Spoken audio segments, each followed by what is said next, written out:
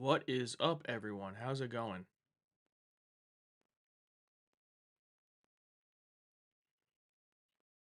Master Jake, how are you? Connor McLeod is here. Today we are going to be putting together more of the Lego. I started the shuttle last week. I did the first of 3 bags. This is what we got so far. That's pretty good, I think. You got the little console sticker on there. It went pretty well. This was about 2 hours of work on the stream, maybe about 90 minutes if you took out the parts of the stream that I wasn't really working on it. Enigmatic Penguin in the house. Is it Jerome? Greetings from the Netherlands. Nice. Edgar Carter is here. Phil is here. What will you finish first, DS9 or the Enterprise Lego? That's a good question. That's a good question. My main goal last year on the channel going into the year was to be able to go full time by my birthday. I think I step up this year with my goal. I think I go with even bigger aspirations. Make my goal by my birthday, end of June, to finish the Lego Enterprise. So, hopefully. But today we are doing the shuttle, and I don't know about you guys, but I am not feeling it today in terms of I don't know if I haven't been getting enough sleep or, well, I mean, that's obvious, but I never get enough sleep. But, you know, I think I know what it is, though. It's that it's my time here in Ohio. It's 11 a.m., and I have yet to open my energy drink for the day. Today we have Rain White Haze.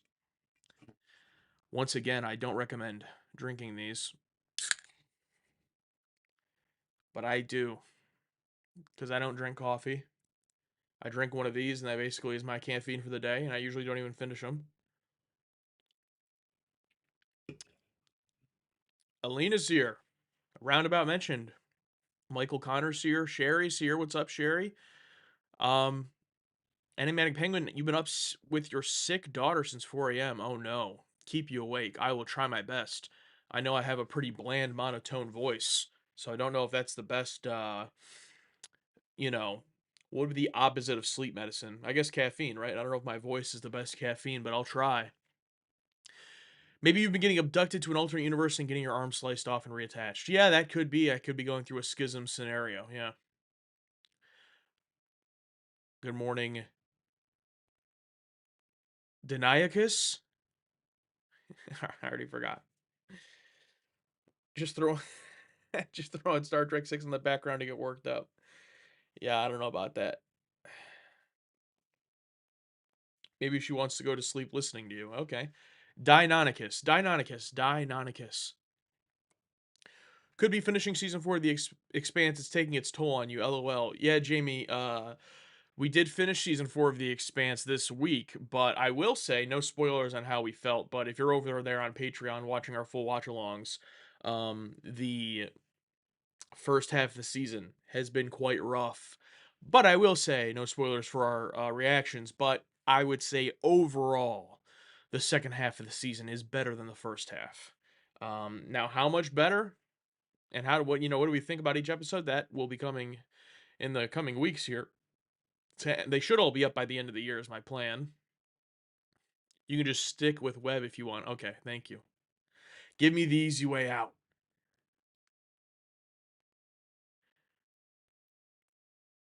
Sevlar's here. Awesome. Glad I got to catch a live stream watching Josh Wall at work. Love it. There you go. We're both working, brother.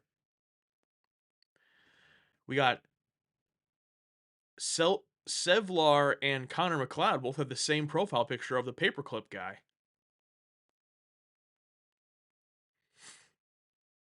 Love the Jem Dahar. I always say Jem Dahar. Love the Jem Hadar trailer, by the way. Unique song selection. Thanks.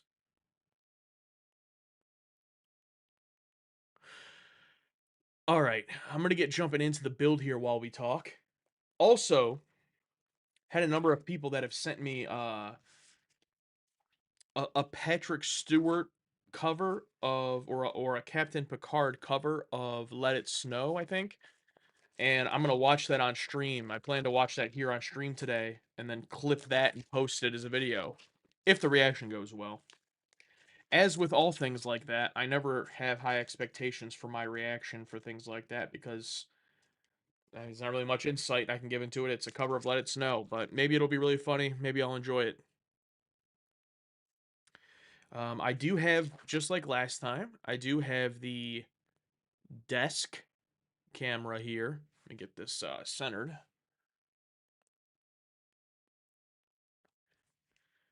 Still not. There we go. The desk cam. And we are on bag number 2.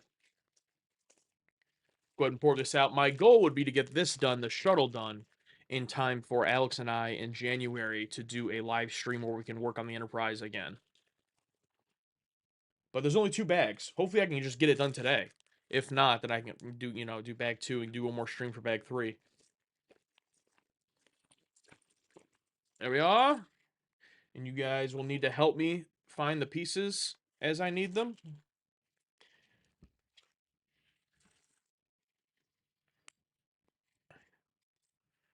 I thought you were going to make breakfast. Yeah, Michael, that would be a sight because I cannot cook. So, me making breakfast would basically consist of me making some scrambled eggs that are pretty mid.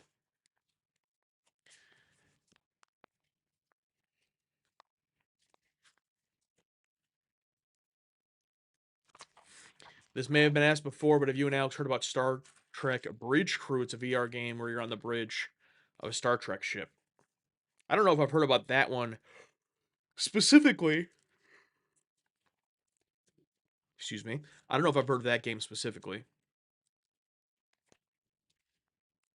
All right, here we are. Bag 2. All right, I need a lot of small pieces here. Okay. What date are the full-length DS9 reactions returning? January 8th. If you are in one of the early access tiers, then it'll be January 7th.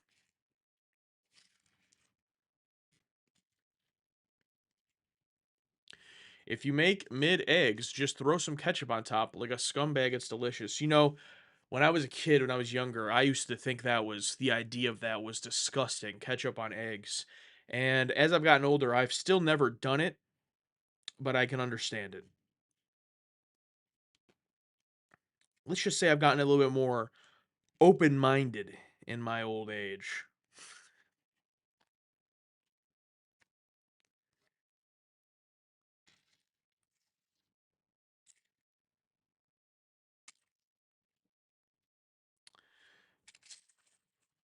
All right.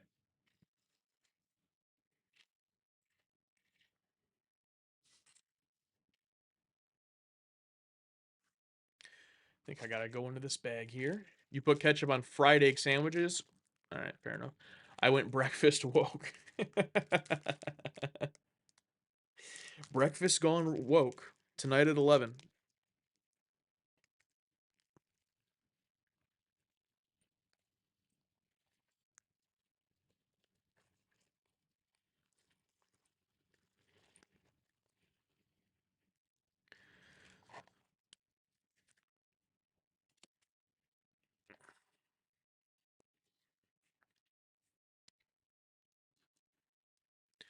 Ketchup on eggs trans to my kids. There you go. You've done barbecue. All right. Just make a toasted Western.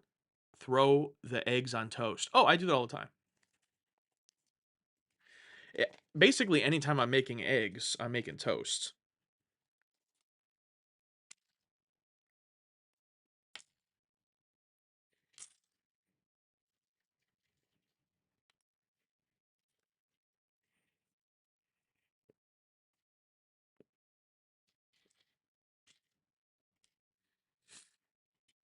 Jonathan agrees. Doesn't like ketchup on anything. There we go. I mean, like, there's a couple of things that it's like, if I'm eating French fries and ketchup comes with it, like, okay, I'll use it. I don't hate ketchup. Jim, I'm gonna assume that means Tennessee. Jim in Tennessee. Josh, I hope you and Alex continue with the whiteboard reactions as you resume next year. Those are great and give possible insights into how the tier ratings will go. Well, we do plan to continue. I think at this point it's been about I want to say about a year of our Star Trek Journey videos being the current format that they are now. And I think that that format's pretty much ironed out in terms of I think will there still be small tweaks here and there? I'm sure there will, but I think basically the way we've been doing it since I guess season 6, the last change was changing it from strictly grades to writing whatever we want on the whiteboard. I think that's basically the format will be, intro, reaction, whiteboard with whatever we want to write, discussion, patron takes. I think that's pretty good. Ryan Woods. My wife is curious if you plan to use the whiteboard reaction to X Files. So, as of right now, thank you for clarifying that your wife is curious. As of right now, we have not discussed making any changes to the X Files videos in terms of incorporating more of that stuff. I would not be against that, absolutely. I do think it'd be interesting to have. 1 second, I'm trying to get this so it's. I do think it'd be interesting to have whiteboards for that. Because why not? I just don't know. Basically, the biggest jump would be going from how we're doing it now to doing the full, you know, walk over into our chairs for the discussion. And I know this is a silly thing that doesn't really matter because I know that our channel is mainly Star Trek, but the idea of sitting here in front of all this Star Trek stuff with really no X Files representation makes me feel a bit odd. So even though some of our X Files discussions have gone, 15 or so minutes without patron takes, I still feel like maybe we'll just stick to that. But, well, whiteboards could definitely be added in. I don't know. Also, right now, with not doing patron takes and not doing the separate discussion, we're able to fit in 3 episodes a recording session. And if we add all that in, that's going to go down to 2, which means we're going to have to do it more often, which means just, more time taken up on the schedule. So all those things have to be considered.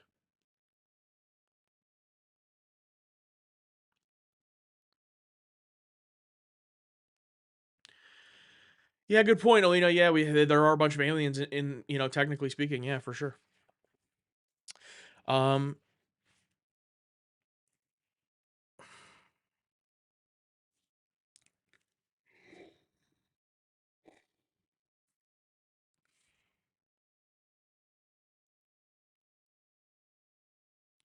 with so much truck to get with so much track to get through, are you and Alex worried about franchise burnout?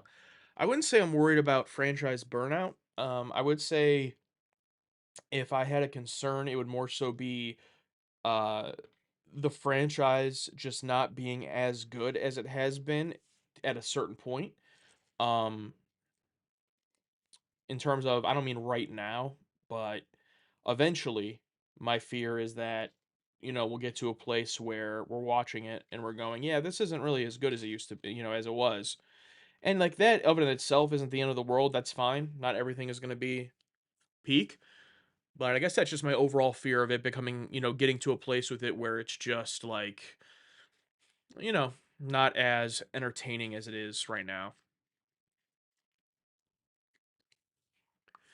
We have not started Deep Space Nine season 3 yet. So we ended our Star Trek journey watching this year with the Deep Space Nine season 2 finale, and then we did a whole bunch of extra Star Trek videos that'll all be coming to YouTube in January. Um, Lists, discussions, all of that. And then we're going to be starting Deep Space Nine season 3 when we resume recording in the new year, January 5th. So that is where we are at. Liking the Star Trek universe goes a long way towards staying enthusiastic, though. Yeah, I would agree. And I also think that, you know, because of the type of Star Trek fans that we are and the specific things that we like, I think we'll be able to get a lot of enjoyment out of things that, are coming in the future that aren't just going to be focused on the things that many fans focus on. Um, is I guess the best way I can try to explain it without knowing what it is. In terms of the technical aspects or in terms of the different types of things. But even with that being said, I'm always a believe it when I see it kind of person, and right now I'm not going to believe that I'm going to love anything as much as TNG until it happens. So there's plenty of people that think we'll end up really loving Deep Space Nine, just as much, if not more. If that happens, that'll be awesome, but I'm not going to count on that until it does. And then, same thing with Voyager, Enterprise, everything else. It all has to it has to buy me in. So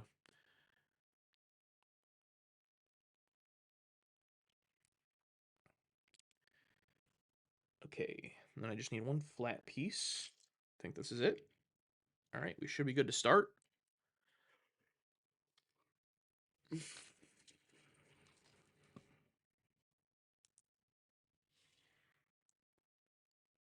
Big difference between watching Star Trek after the fact as opposed to as it's airing. Yeah, probably.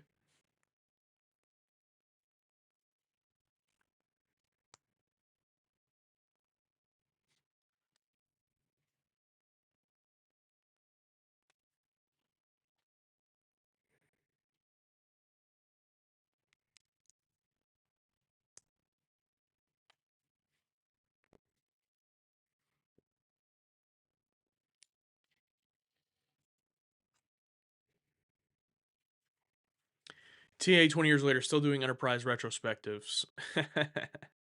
Maybe. Does the Lego set include a skeleton to bury in the nacelle? Oh, that's a good question. I don't think it does, but obviously, Lego skeletons do exist, so maybe I should do that myself.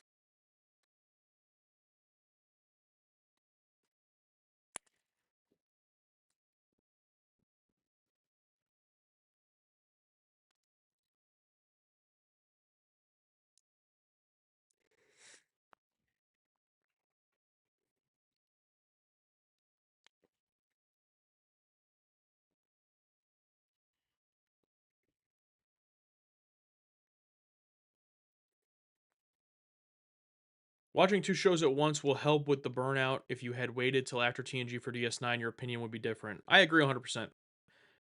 And I think that'll help with DS9 and Voyager too as well.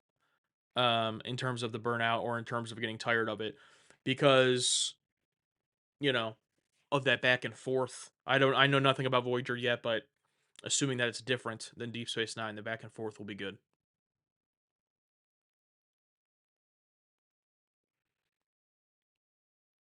Damn, you put together a DS9 model required you to drill 1,000 tiny holes. Wow. That sounds awesome.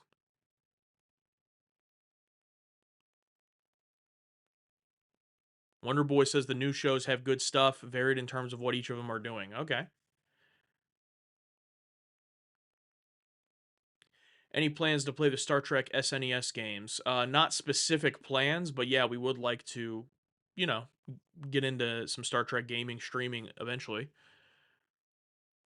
Did you ever feel tired watching only TNG? I would say season 5. Season 5. And there's multiple reasons for that, but even if you take away the show itself or any of those things, I think by season 5 I'd gotten to that point and I was ready, for something new. And then what's great is that not only did Deep Space 9 come in and give us something new, but then also TNG season 6 became, my favorite season and did a bunch of new things even within TNG, so really worked out. But I would say season 5 TNG was the only time I felt like that.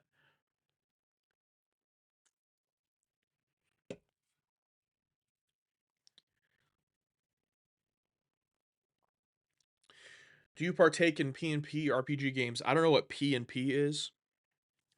Are you aware of Star Trek RPG? I think I am vaguely aware, but I mean, I like to play like D&D sometimes and stuff like that, if that's what you mean.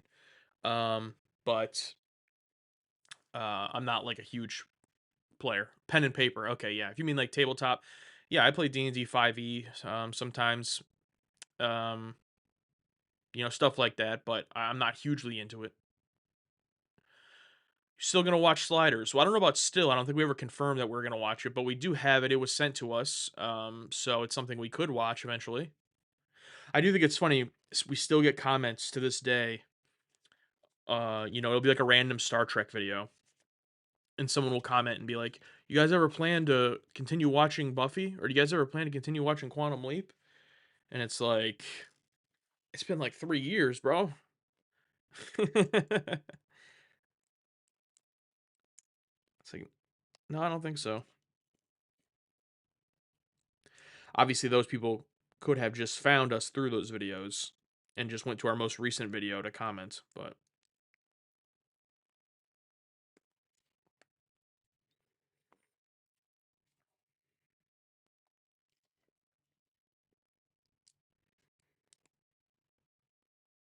okay, so this goes in here.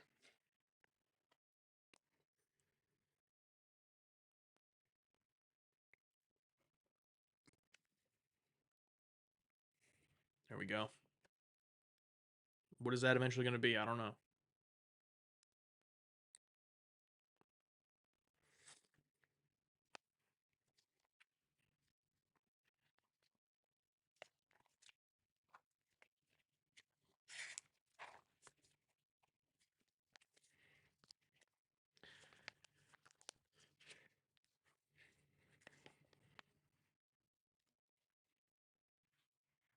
Wife and I have been together 20 years. In our first year, we house sat for someone and I convinced her to binge watch DS9 with me over a week. What? Can't believe we are still together. That's crazy. Well, congratulations on that. But regardless of the show, I mean, 100 and, over 150 episodes in a week. That's insane.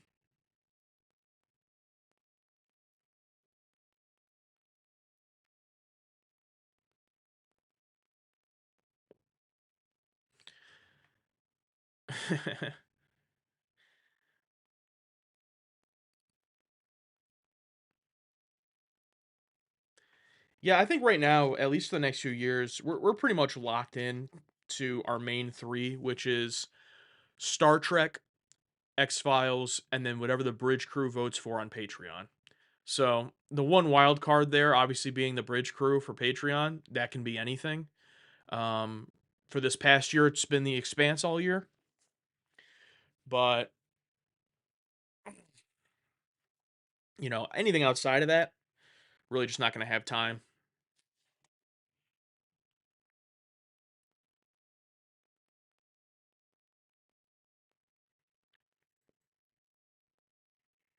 I need these three flat guys.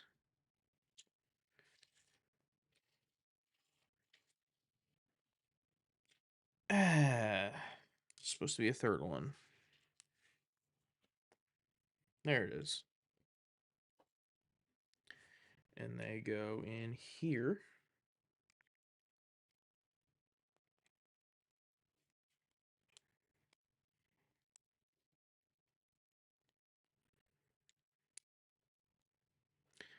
Yes, people should join the Bridge Crew if they want to say in what y'all watch. Yes, that is good advice. However, right now, I'll have to check it. There can't be that many spots open right now because we've had a number of people join recently.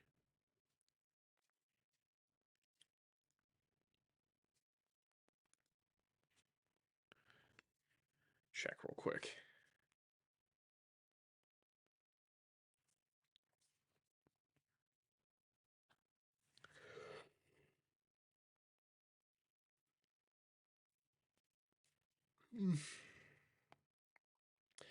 It says 73 out of 75. So there are 2 spots open right now.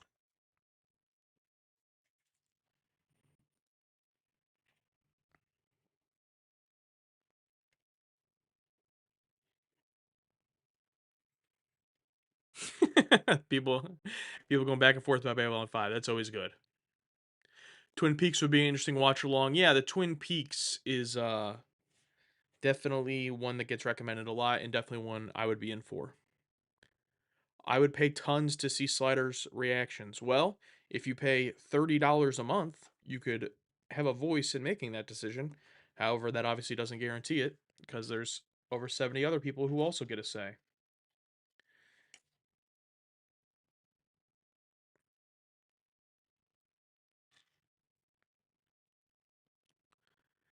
Oh man, this next page is a bunch of small pieces. Okay.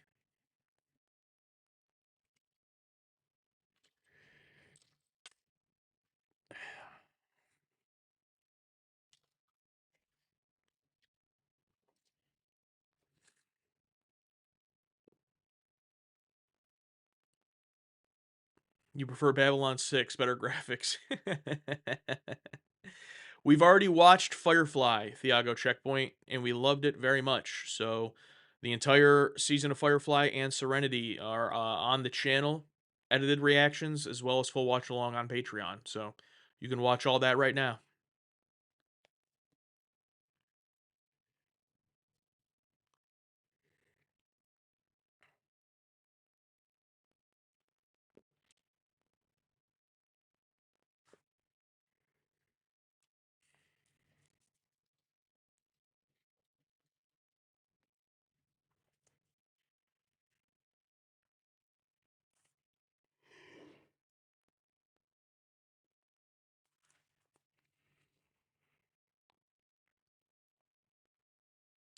Ever hear a show called Space Cases? Had stuff in common with Firefly and Babylon.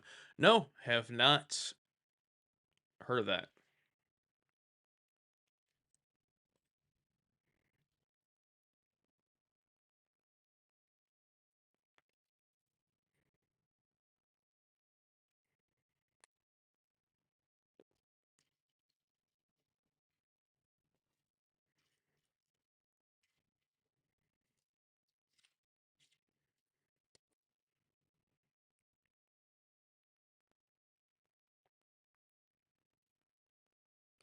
All right, missing one piece. What am I missing?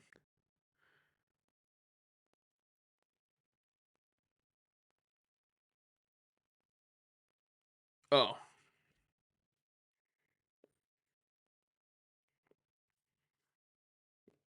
this guy.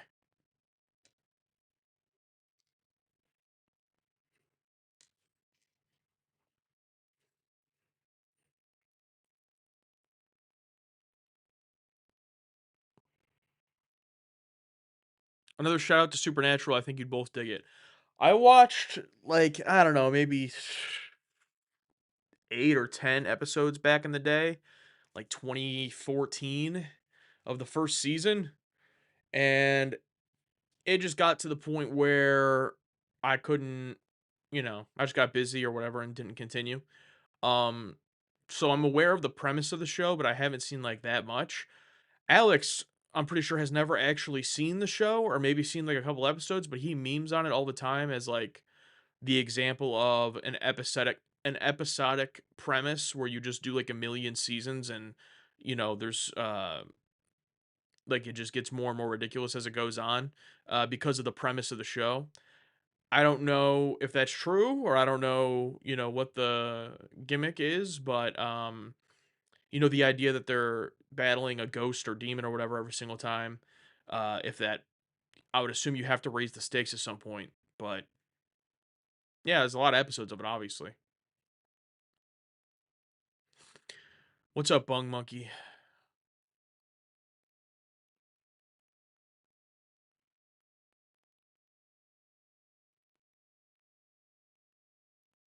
The characters are why you love it. Okay, fair. That's always a good sign. 90s was the era of many sci-fi shows thanks to TNG success, so that's good. Yeah, one piece of content coming soon is last night, due to high volumes of request, we made an exception, and outside of release order, because this came out in 2014, we watched Chaos on the Bridge, the TNG documentary, and that'll be coming next week to Patreon and then YouTube in December. So that was a fun time.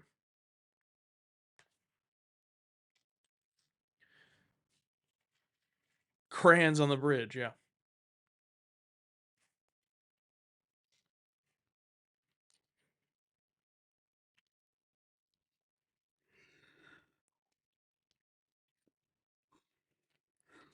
Yeah, I know everyone's giving suggestions for shows. Yeah, yeah, yeah, I know. Well, DS9 will be coming soon. And for a few weeks, the only time it'll ever be alone. So I guess appreciate those few weeks.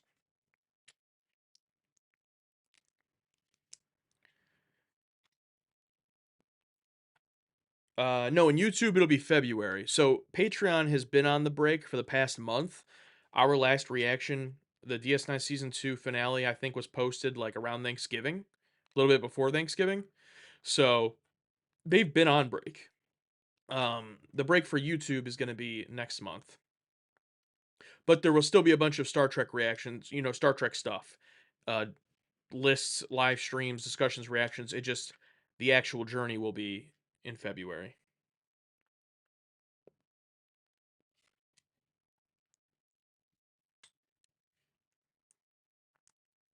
Did I know Major Barrett was the voice of the computer? I do now. Haircut looks good. Well, thank you. Halfway glad. I don't know. I don't know if I really like it, to be honest, but yeah, thank you. Are you guys going to get into the 2017 plus shows and the Kelvin movies? Yes, we're going to watch the entire franchise in release order until the point we are caught up.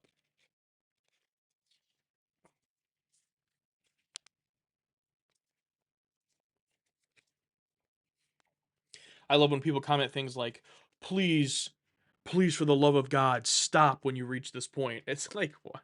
It's like, wait, why do you care? It's like, just don't watch it. Please, for the love of God.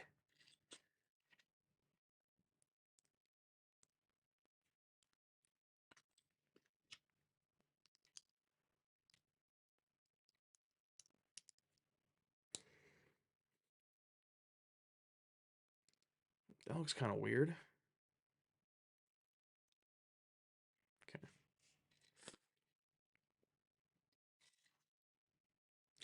Look forward to seeing your feelings on new Trek versus old Trek. Yeah, that'll be interesting for sure.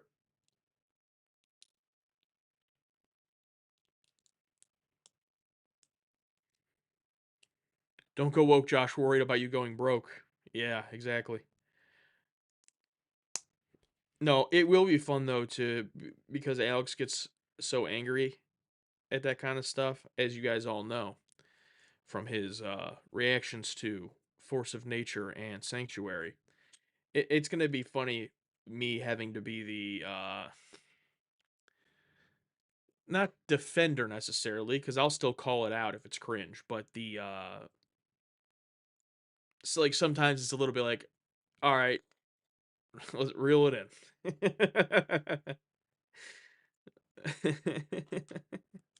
Like his aversion to it is a bit more than mine. When we were watching the Expanse season, that happened a little bit where I was like, he was all mad about it, and I was like, yeah, dude, I was like, they didn't really do anything though. They just like mentioned it. Like it's not a big deal. It's not like force of nature. Our climate is changing.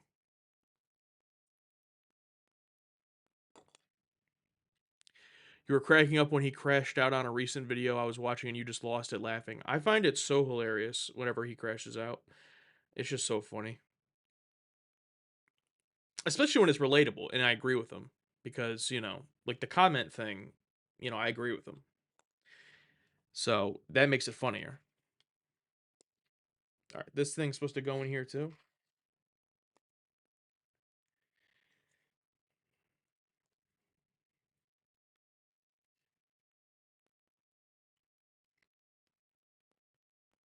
There we go.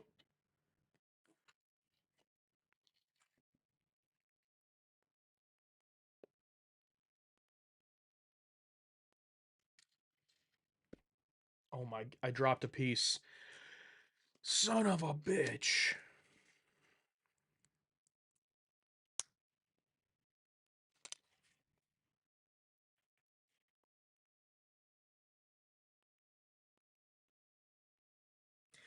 Gotta love when you drop a piece and then it just disappears into the floor. And it's like, well, that's gonna come back to bite me.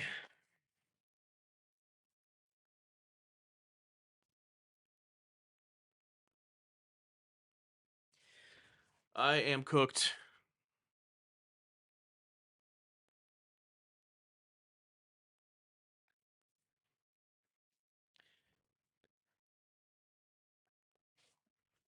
Then you gotta do the foot sweep, see if you step on it.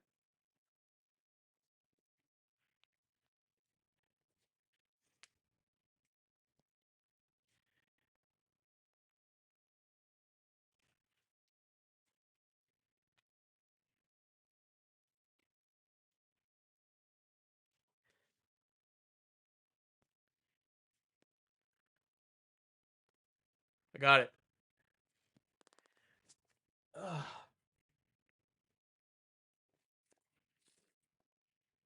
Watch Trekkies. It's like a Christopher Guest movie, but totally real. I don't know who Christopher Guest is. Did he drop the reactor?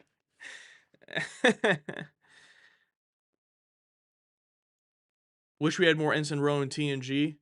Yeah. You should buy Alex a patch of grass and make him touch it on camera whenever he crashes out. That could be very funny. He probably fucking hit me over the head with it.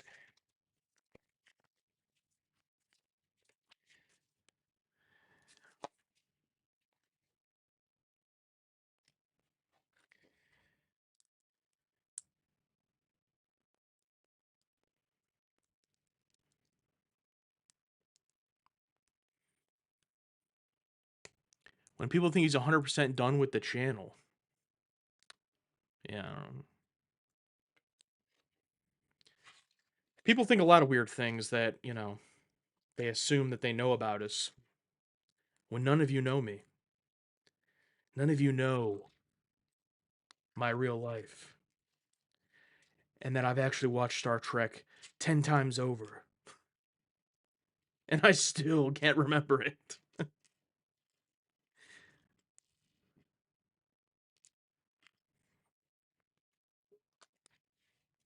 Did you react to TMNT 2003 once?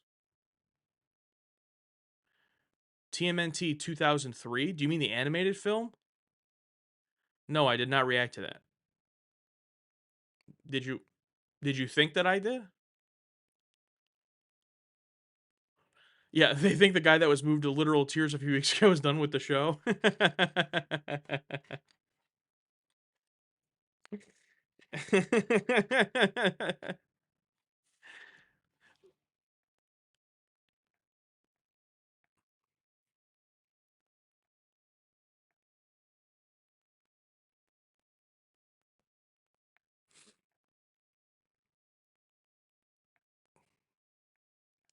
If you were making the first TNG movie, what would you make it be about? Relate to the series or its own thing? That's a great question. Casual Trekker.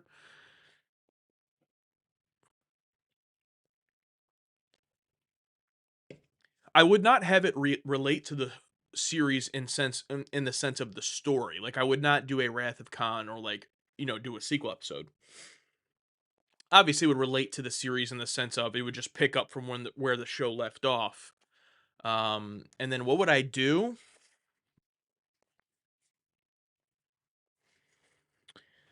Um I need a minute to think about this. No. I would have it set on Beta Z. That'll bring in that would bring in the crowd. And how would I have it be something about that? Deanna would be the lead. And you know, Data could have a lot of interesting stuff on Beta Z. A place where everyone is either full on reading your thoughts or sensing your emotions, and Data has no emotions. Did it ever confirm if Loaxana or any Betazoids can read his thoughts?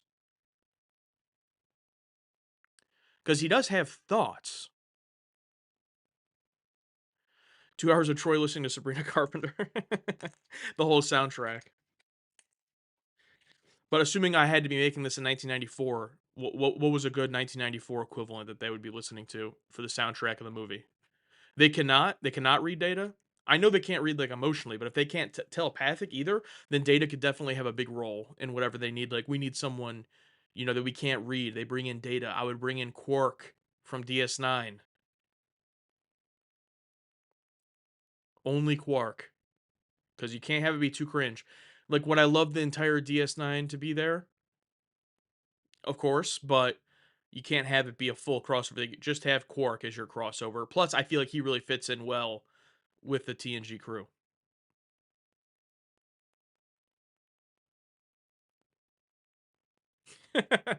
Oh, what was I doing with this one in particular there? Oh, yeah.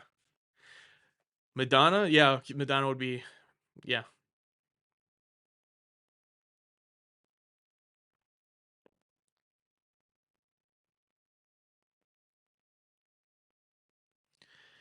Hey, Katie's here. What's up, Katie? Can't read data. She's one of the most powerful telepaths on Beta Z. Is there power levels to them? That's interesting to know.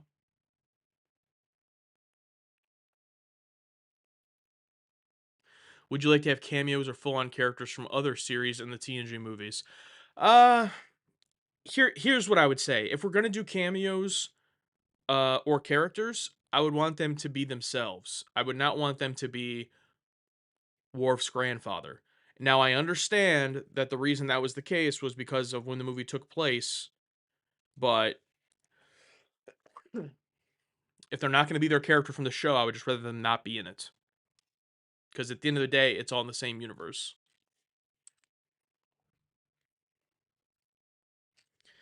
But yeah, I would like some. If they're going to be themselves, yeah, I would like some cameos or something like that.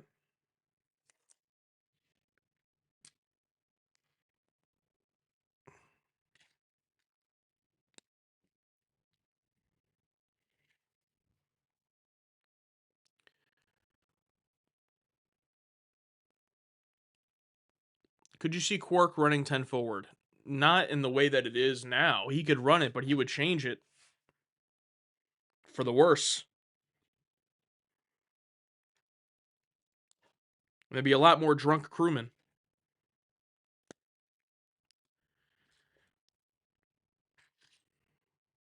Evolution of Ferengi from ridiculous to a more palatable ridiculous. Yeah, it is true what they say. When you first meet the Ferengi, you're like, "What the hell?" And they're pretty terrible. And then I actually had started to like them even in TNG with episodes in like season 3, 4, 5. I don't remember off the top of my head. Even 6, like Rascals.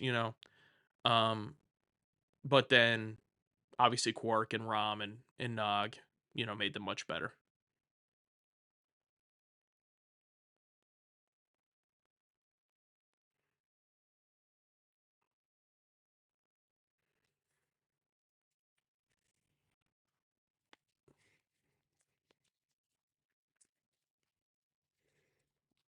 See how many steps there are in this bag too.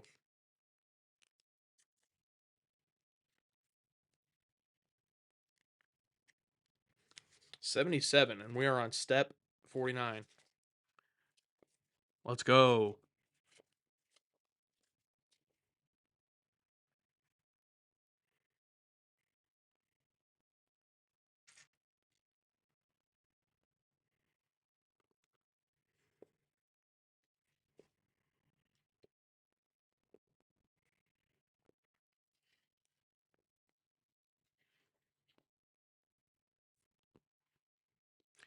Have you ever managed to unlock Star Trek in Neil Fun's Infinite Craft? And assuming you know Infinite Craft, I don't know what Infinite Craft is, so no. Watch Waiting or Guffman. Okay, yeah, I've seen Waiting. That's a Christopher Guest. Is he the director? I've seen Waiting. That's a good movie.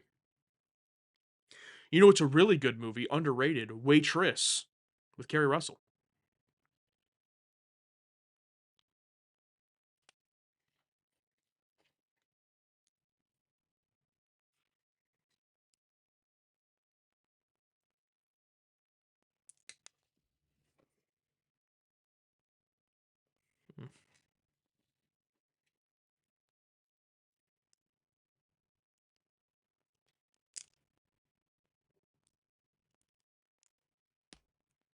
Waiting for Guffman. It was one title. Oh, then no, I haven't seen it.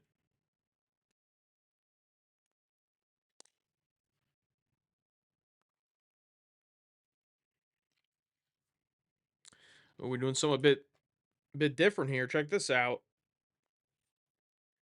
What is this gonna be?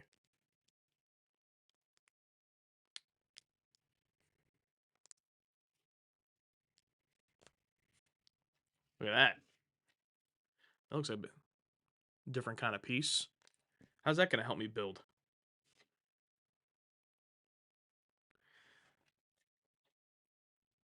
Oh,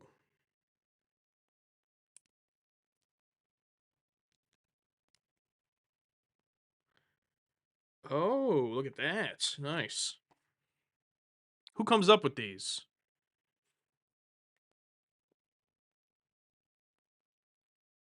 No, I have not watched Frasier. I think Alex has watched some of it.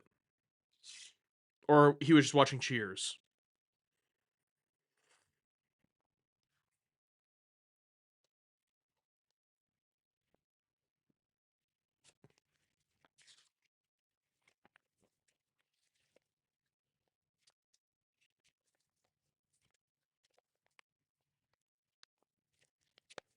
How do you keep the cat away from the pieces? Well, I am in the basement right now, and right now the door is closed, but when I'm not recording or anything and it's open, I have all of the pieces in the box still, except for what's put together, which goes up here behind me.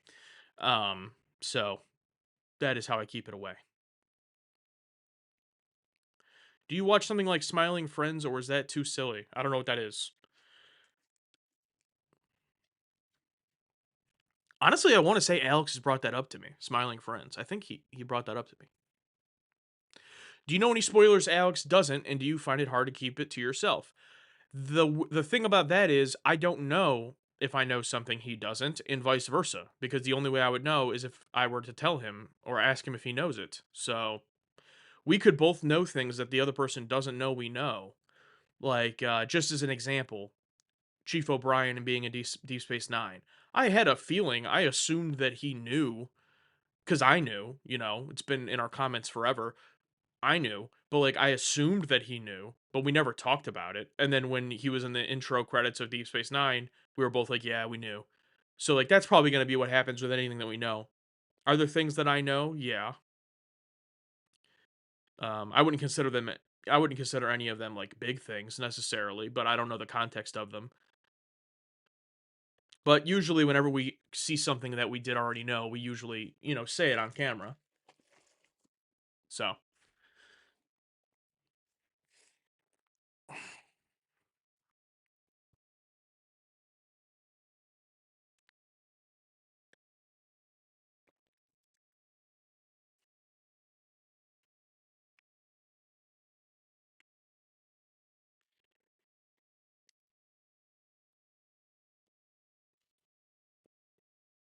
the cat might knock the ship off the table, and it becomes the Odyssey. Yeah, 100%. Uh-oh. It's almost time for another sticker. Let's Time to get nervous.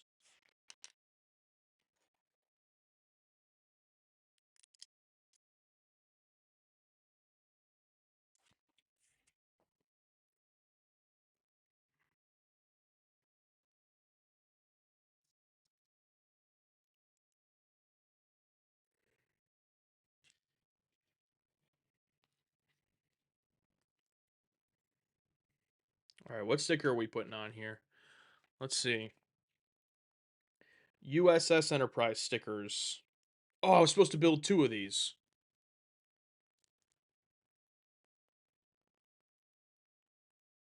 Wait a minute. What?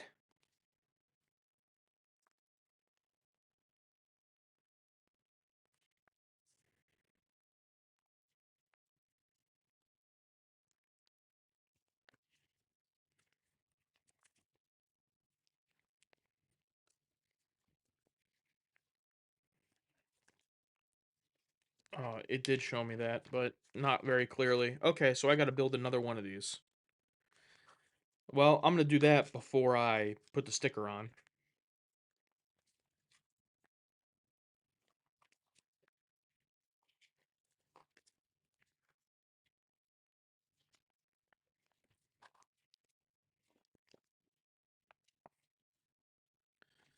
So I need another square.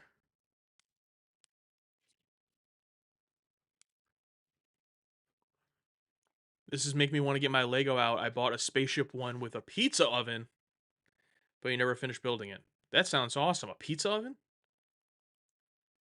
Use the orange tool to help you place the sticker. I don't know where the orange tool is. I'll look for it. I also don't know how is that supposed to help me place the sticker. Wait a minute, what is common Lego building expression? Yeah.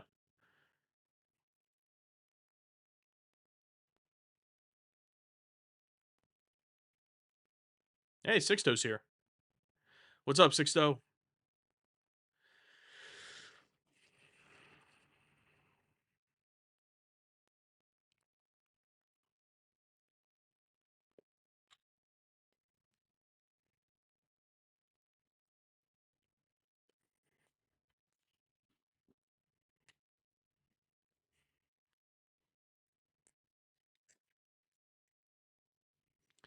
Put the sticker on the thin end of the orange tool so it's not blocked by your fingers. Okay, well, hopefully you're still here when we get to that.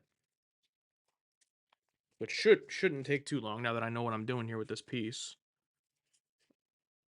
But you know me. You know me.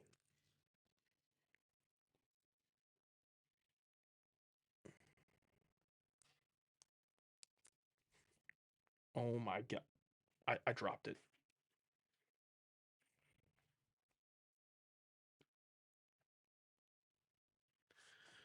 Uh.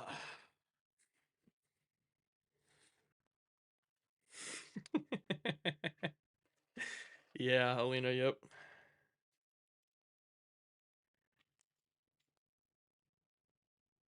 Um,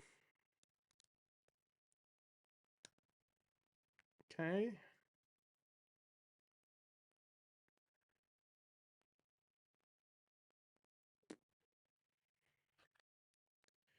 That goes here.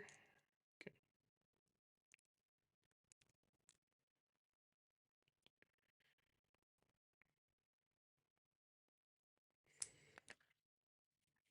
Okay, wait a minute. I did this wrong. Me doing something wrong? Never.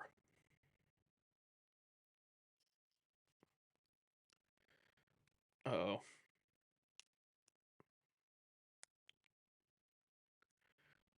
How am I going to get this out? I may have made a fatal error.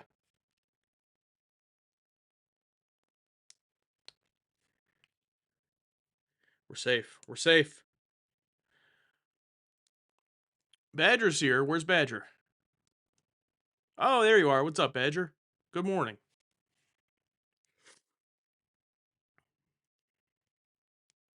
Oh, was that my Bashir impression? Yeah. No, the best Bashir impression was Alex in the Maquis Part 2.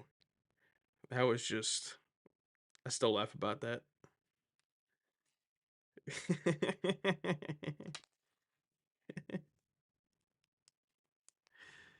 What's wrong?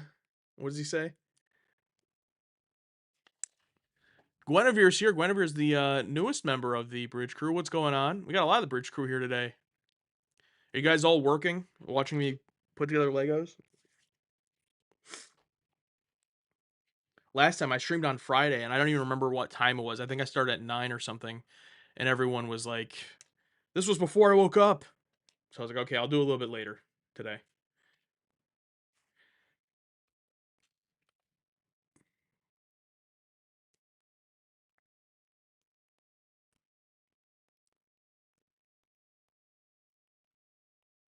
Working in quotations, yep.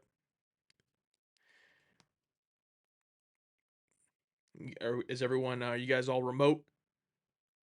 Don't we love 2025? Remote work?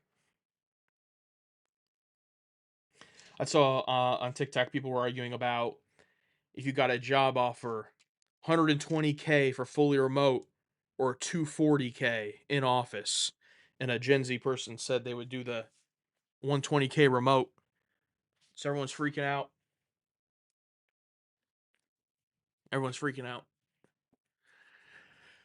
But I think that, it just depends on how much you value, it depends on the person.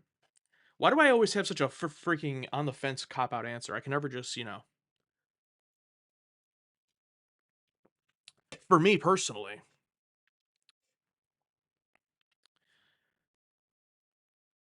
see, I can't even answer it without another asterisk. I was going to say, for me personally, it depends on the job. Is it a job I have passion about? Then I would do the in office. But if it's a job that I hate, then I would take the remote.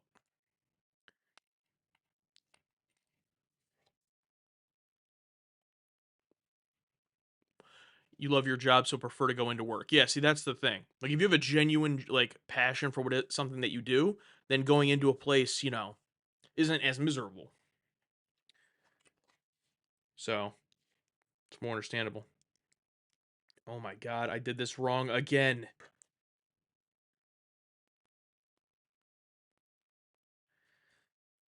This has to stop.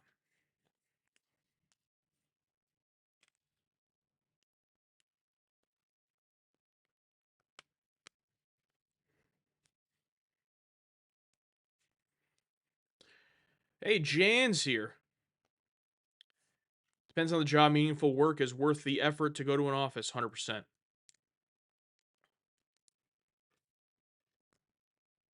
Just got out of work. There you go. You want to work in the Star Trek universe.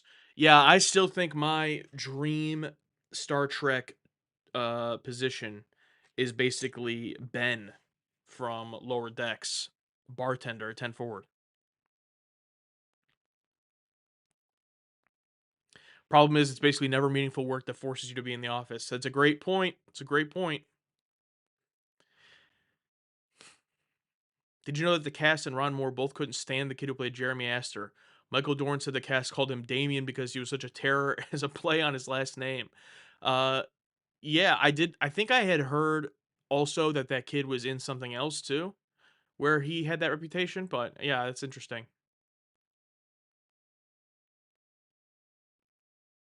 Your sister's boss saves 1,700 a month when they went work from home. Yeah, that's crazy. I mean, there's obviously if there's childcare involved, all that, family health issues that require to travel out of state. Yeah,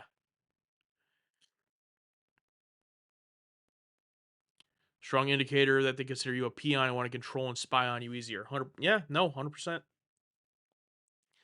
I mean, or even or even just the idea of like them seeing you as well. We pay you to work these hours, so it doesn't matter that you can finish your work in 4 hours. You still need to be working the whole time. So if you're working remote, if you're not at your computer working that full time, that's a problem. So we need you in the office. It's just a pretty brain rotted mindset, in my opinion. It's like if I can do my work in 4 hours and you don't have more work to give me, like that's not my fault as a worker. It's like, wouldn't you rather pay someone and know that they're doing the job you're hiring them for well, even if it means that they aren't at their desk for 8 hours instead of someone who doesn't do it well, but they'll, be there every like sometimes it feels like companies value the person who will show up every day and not make any problems and not do anything, wasting time, but they're pretty shit at their job. Like they'd rather have that for some reason. Probably just because of ego and power. Yeah, it's getting pretty deep, huh? Pretty deep talk.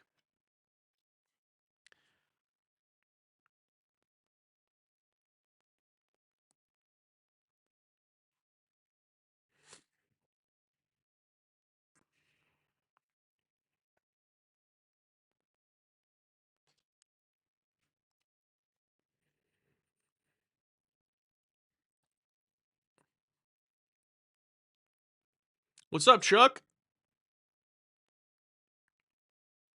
You want to work on Ryza? Oh yeah.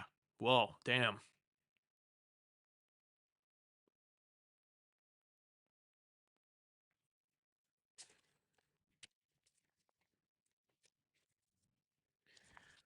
Ryza.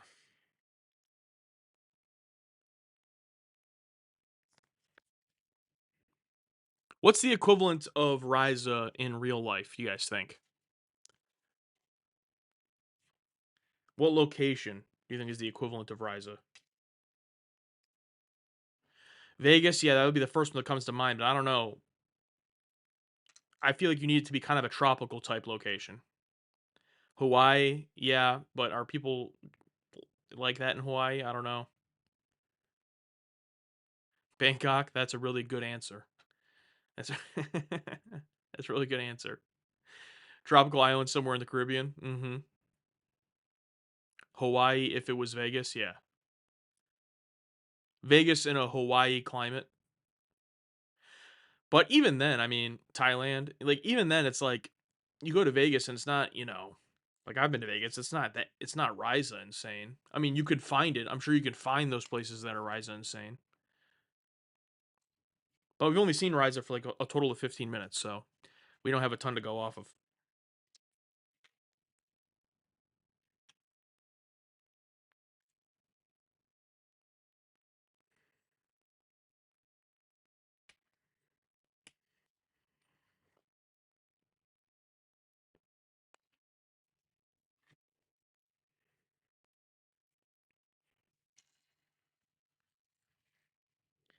All right, looks like I am. Oh, there it is. The Promenade is more like Vegas than Ryza. Okay, yeah, the Promenade, yeah.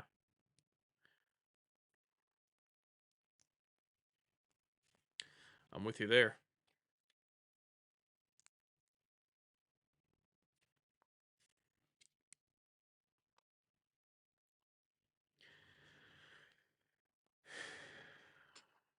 Do you have any assumptions about the first TNG movie? And since you know Kirk is in it already, how do you think the crossover will work?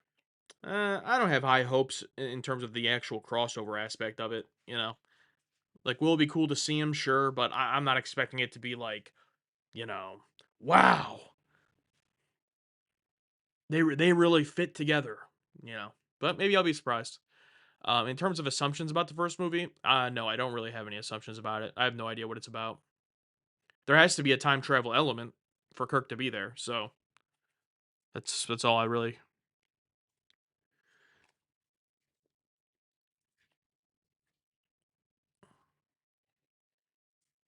All right, I think we're just about back to where we were. I have built the second one, and it looks like it is time for the stickers. I am terrified, but we're gonna try it. All right, let me see if I can find that piece real quick. I'm gonna see if I put it on top of here.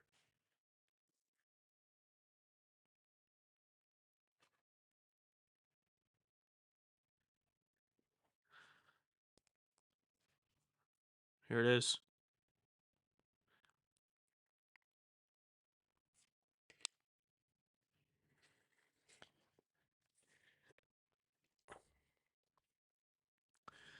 Do you like or dislike time travel stories in Star Trek? Of the ones we've seen so far, I'm pretty sure I've liked them. Um, what was it? Return to Yesterday or Return to Tomorrow? Whichever one that was in season 1 of TOS. That one was good. Um, Star Trek 4 was good. My worry would be it getting tired or, or things like that. But those were good. All right, where's Greg at? I need to know how to do this. Okay, so we're taking off these USS Enterprise stickers.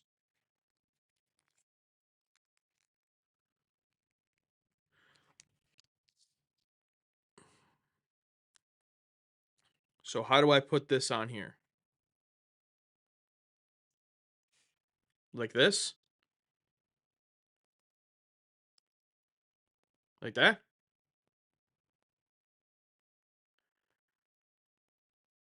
Okay. How does that help me?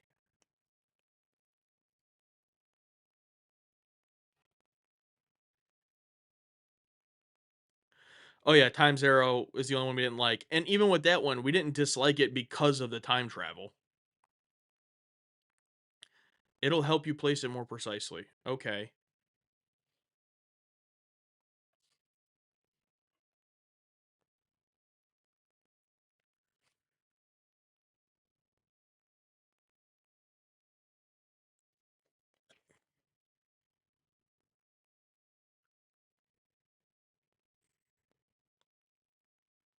Yeah, no, that is not good.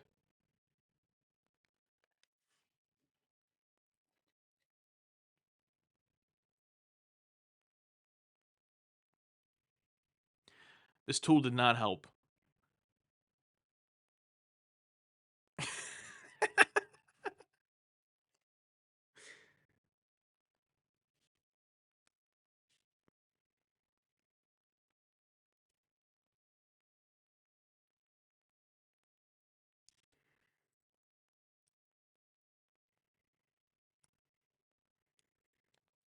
Attempt number 2.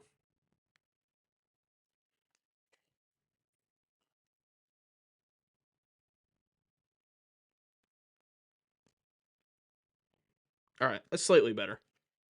Still not good.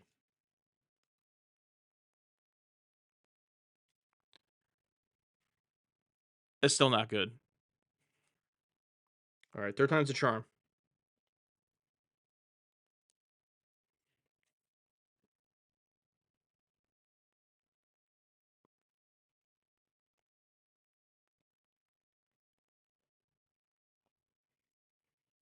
All right. I think I got it the best on the third time. Second one. I'm not using this piece of shit. I'm turning into a boomer. I'm not using the instructions.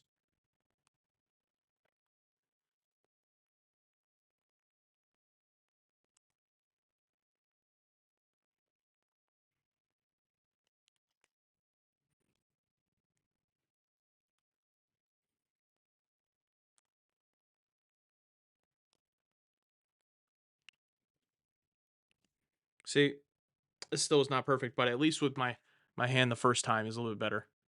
Still crooked, ah. Oh well. Get off my lawn.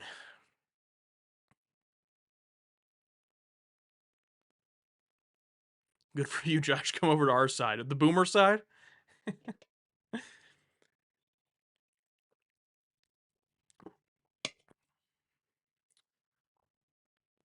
Tweezers might work better. Yeah, tweezers would have probably worked. How much of season 1 TNG have you rewatched? Because I think you would need to rewatch it to form a top 10 worst episodes. You were really positive in your reactions. Um, well, I will just say that, first of all, why is my camera all of a sudden backed up? I will say that we did a top 10 worst episodes on the series, and it would have been easy, or not easy necessarily, but there's a way to do that where you just go, okay, here's my top 10 worst, and it's just all season 1 episodes. In my opinion, that's not really what I think of when I think of worst, because I kind of think of everything in context. Um, you know, and it's like it's season 1, so it's like in the context of season 1, there are bad episodes, and there were some in my list, but it's not like, oh, you can't say that this season 5 episode is as bad as season 1 because, at least season 5 is like, it knows what the show is. And it's like, okay, yeah, but in the context, it's bad for that season and bad for where they are on the show. So, in a way, could you say that something like the game is not as bad as something in season 1, like, The Last Outpost? It's a, yeah, you could definitely make that argument. But in the context of it, I feel differently. Just like with my best, my worst are personally what I enjoyed the least. And when I'm watching season 1, I enjoyed it for it being season 1. But in terms of answering your question of what I've rewatched, I only rewatched the episodes that I considered for my best of list, and which were Heart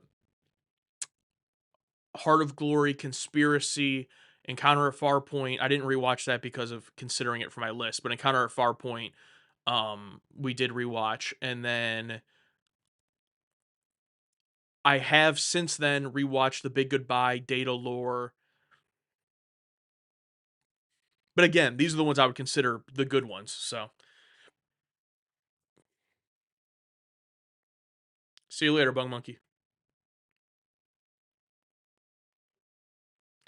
Now that TNG's finished, what did you think about Pulaski's heartwarming send off that never happened?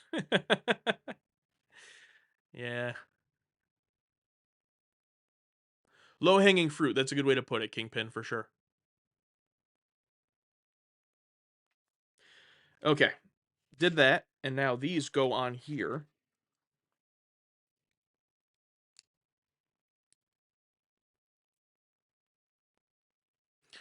Make sure I'm actually doing this right.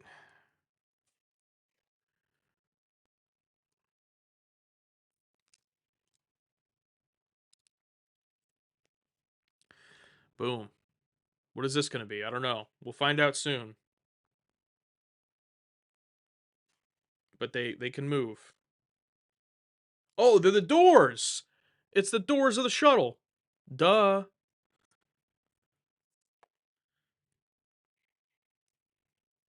It all yeah, yeah, Ian CD Freester. Yeah. It also has great score. First two, 2 or seasons and a half. Also, speaking of, if you weren't here on the stream earlier, I talked about yesterday, our last recording of the year, we watched Chaos on the Bridge. And from what I had heard going into it, I always was told or thought from what I read that Chaos on the Bridge was specifically focused on the first 2 episodes of the season. But it covers season 3 as well, which I was not expecting. Now, it doesn't cover any of it really like in depth. It's only an hour long. But I was surprised to see that it did cover all the way through the end of season 3. So,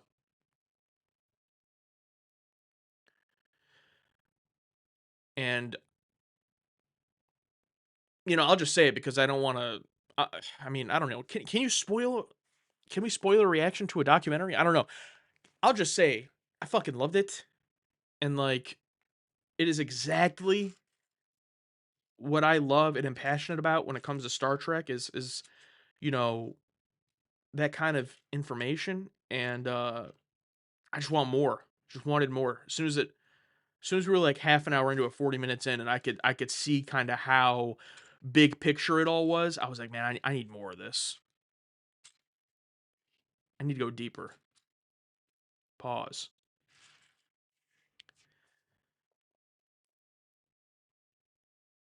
Okay, what am I doing? I gotta go to the next page.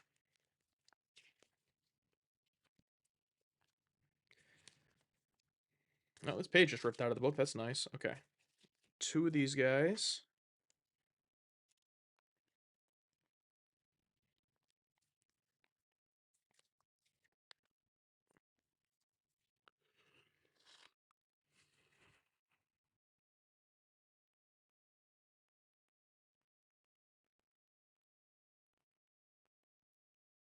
Episode 13 of the X-Files. Yeah, that's coming out on Friday. This is gonna be a big week because, um, well, the next 2 days, but if you count like a week from today, because tomorrow, TNG finale. I hope you guys all enjoy that on the YouTube side. Even if you've already watched it on Patreon, I would definitely appreciate a view and a like and a comment over there to help with that video. And then Friday is X Files episode 13, which is, a big one. And then next week is the last 2 episodes of DS9, including the finale. Um, so I'm really excited. And then we got a couple of surprises here for the end of the year, too, coming to Patreon and YouTube. So very excited for the next 10 days or so. I mean, I'm excited for January too, obviously, but for the next 10 days or so, I'm quite excited. And things have just been really good, man. Like, I don't know what's wrong with me mentally because it just feel like a part of me personally feels like I've been in like a funk or something recently. Um, but with that being said, I try to look back on this month and like the last 4 weeks have been like incredible in terms of the things I've been able to do and on the channel, off the channel, everything like that. And maybe it's imposter syndrome, or maybe it's, not knowing how to handle the fact that these things are real. But um, in terms of, I'm talking about in terms of my mental space, but I've really been trying to appreciate it because I know it's not all going to be like this. I know things are eventually going to, calm down and I'm not going to be having life changing experiences every week. But it's been really great. Okay, so it looks like this all goes on top of here. Oh my gosh, this looks like couldn't they have shown me this like one at a time? It's just like shows me all the pieces. It's like, come on.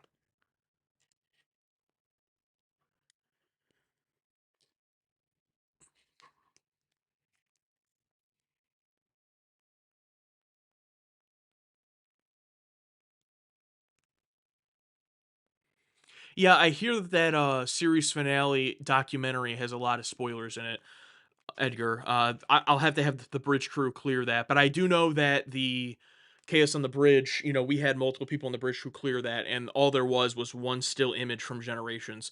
And I'm so grateful that they did not put spoilers in it because it's so easy for a documentary to be like, it was made in 2014. So to be like, oh, Patrick Stewart is talking in an interview. Let's put in a still image of him from Star Trek 8. And it's like they just didn't do any of that. It's just the one image from Generations, and they only show it because they're talking about Kirk and Picard.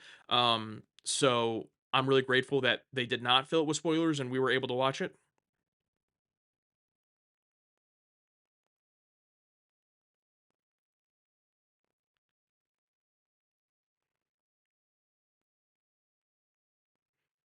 You're in a similar boat, just finished your second to last semester in college. It feels awesome. Well, congratulations, Ian. And, if you graduate next semester, whether it be this spring, that'd be awesome. Congratulations. I did not go to college. I did eventually go to community college and get a associate's degree, but good for you. I hope that your degree serves you well.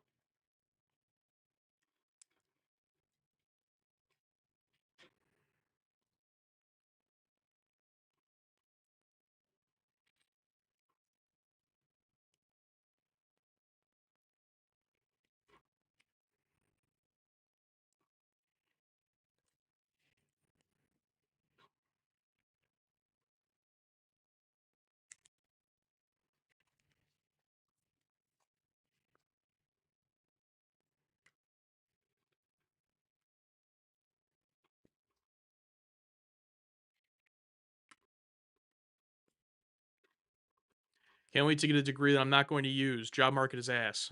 Oh, yeah. Well, I hope that's not the case. I hope you yeah. Joined Bridge Crew, Josh. Thanks again for the great channel. Did you just join it?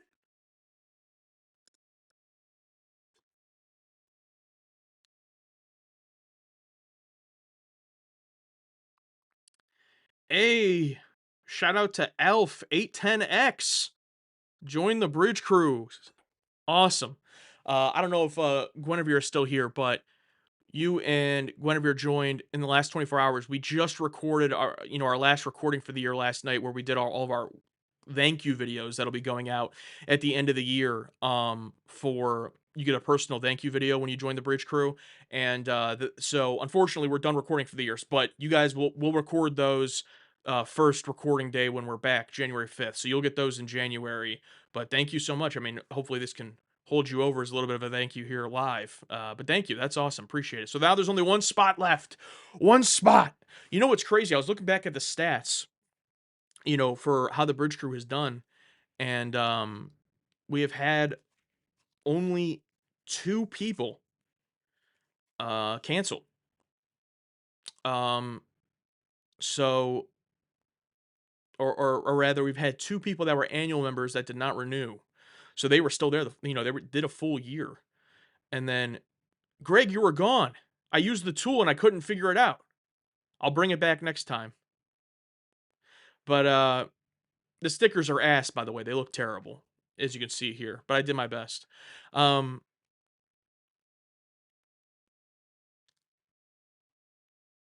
what was I saying? Oh, we had two people that did not renew, but they did they were annual, so that's still a year of support, obviously. And they got movie, reaction requests if they used them or whatever. And then we only had, I think, two other people that were like monthly and then just left. So overall, it's been very successful. Is my point. Much more successful than I imagined. If you're not over on the Patreon at all, this was just introduced last year, so it's just been just over a year, and I literally introduced the tier with 5 spots thinking that one or two people might join it, and it instantly sold out within 60 seconds. So I had to expand it to 10 spots, and then it sold out again. So I expanded it to 15 and it sold out again. So basically, I've just been incrementally raising it. And once I raised it from 50 to 75, it did not sell out immediately. And it's been at that point since then, I think like around January.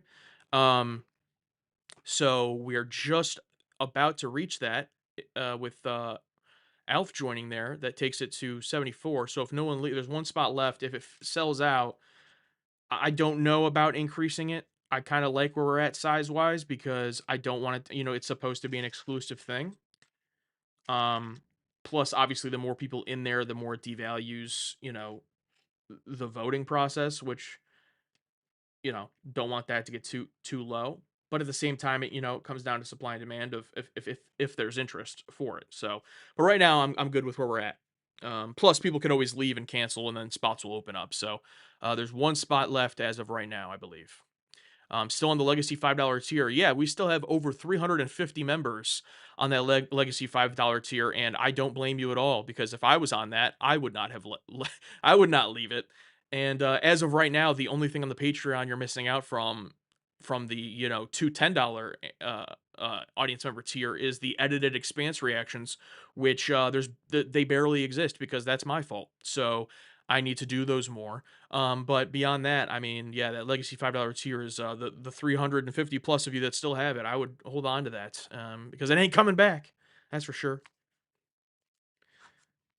I do got to say, just a small pat on the back to myself. When we originally changed our prices, uh, we had a number of people, you know, that were not signed up to the Patreon.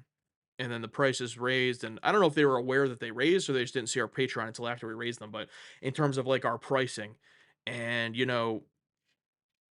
we offer a lot on our Patreon compared to other reaction channels. I'm not saying other reaction channels don't. I'm sure they do, but it's like we offer a lot in terms of the benefits. It's not just a place to support us of like, oh, just give us this money and support us. Like that's obviously part of it, but there's a lot of benefits on there. So when people come on and they're like, $30, that's more than a streaming service. It's like, yeah, we're not a streaming service. It's like coming on and being like $30, that's more than a gallon of milk. Well, yes, I'm not selling you a gallon of milk. Anyway, my point is, Patreon's been doing really well.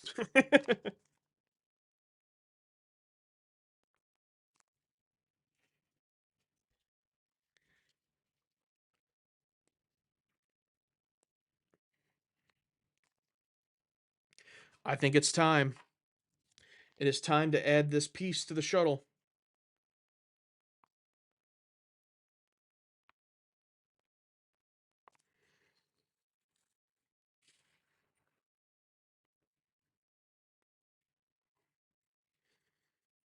Here we go.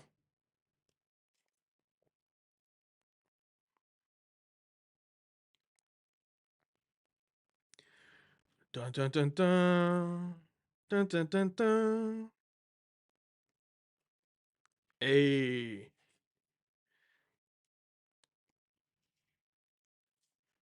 There we go. We're cooking.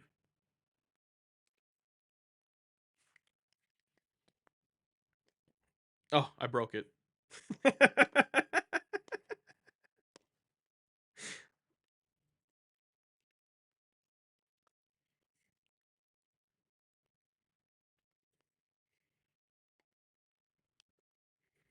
Get back on there, bro.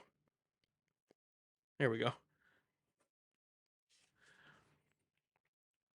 If when Lego releases new sets, are you going to keep up the collection? Oh, absolutely. The fact that this was like the first Star Trek thing that they released, well, I don't know if that's true, but like in recent times that they've released, I was like, oh, that's crazy. Yeah, I would absolutely buy. I'm not a huge Lego person, but yeah, I would absolutely.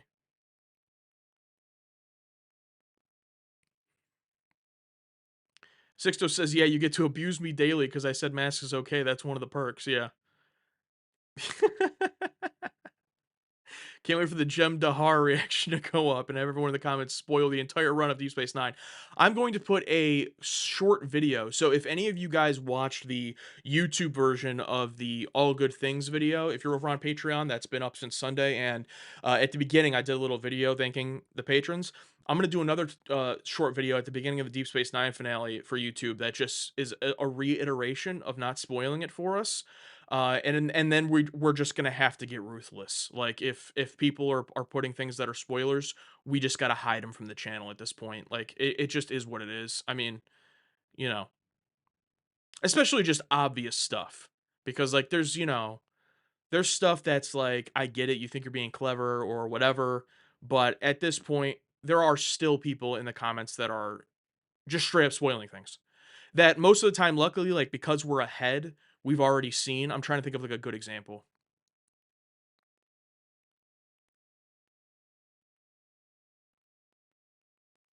Yeah, I can't really think of one off the top of my head. Oh, like maybe for example, remember this name. Yeah. Um,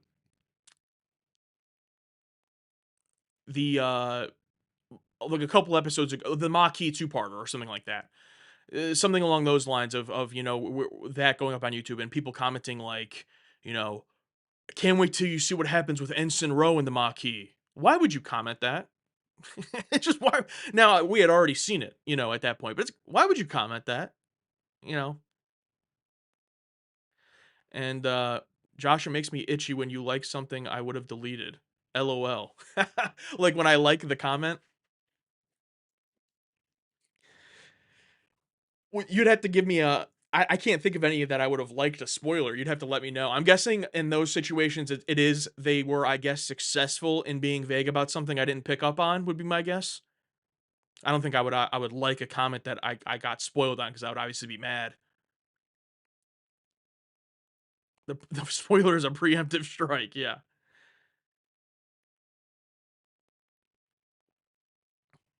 Yes, they were. Okay.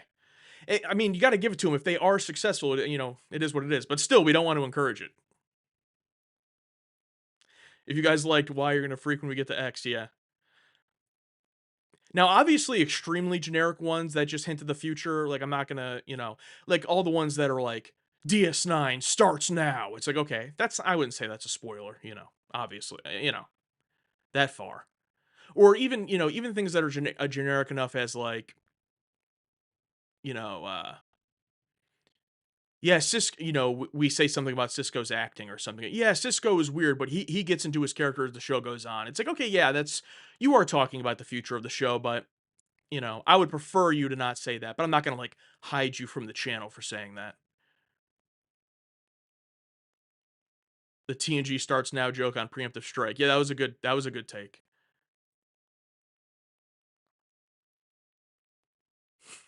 Don't get too attached to Tasha, although Denise comes back as her own daughter, so no worries there. Dude, this was the worst one. Someone commented because people comment on videos regardless of how old they are, just because I don't know, they're just not aware. They're not like aware, I guess. And someone commented on a season 2 episode about it had to have been season 2 episode 1, I'm assuming, or maybe it was the one with Elementary Dear Data with where we really roasted Pulaski, but someone commented something along the lines of like about Beverly, Gates being fired and be like, but no worries, she'll be back in season 3. Why would you comment that? Now the video's like years old at this point, but like in their mind, they're assuming we haven't watched it because of the way that they're commenting that. Why would you say that? Ugh, people are funny. See you later, CD Freester. Gotta go walk the dog. I've been telling my wife for a while I don't want a dog, and then she sent me a thing about an adoption ad for a like 12-week-old Shih Tzu, and I was like, it is really cute, but it was 2 hours away.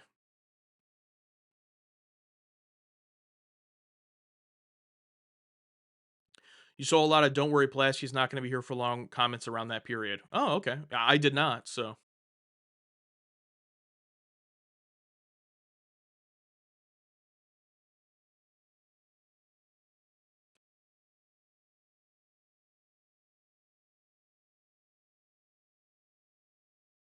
no way.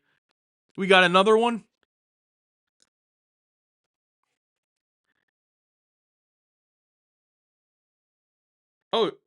Oh, James C. Are you Narn Man? Are you the legendary Narn Man?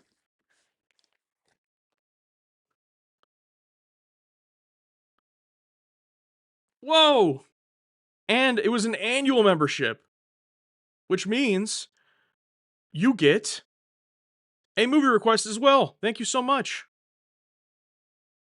Yeah, I do think it's so funny when people have different names on Patreon and YouTube because like I'll get used to your Patreon name, like I know you've been around on the Patreon for quite a while. Yeah, since December 2023. Thank you so much.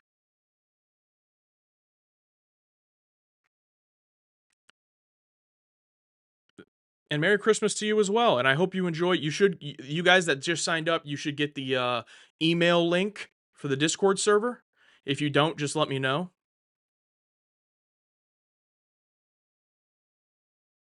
But you should get that. Badger, thanks for the $2. Welcome, New Bridge Crew. I'm going to check again, but I think at this point, it should be sold out. Let me see.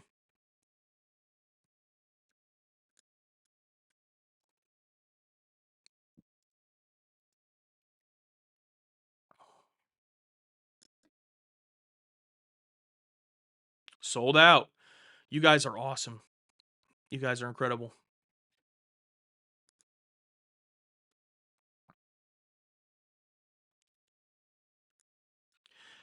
That's sweet.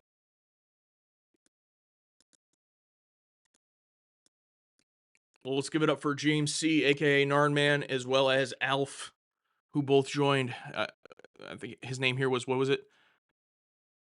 Definated, Definite Dilemma? Nice.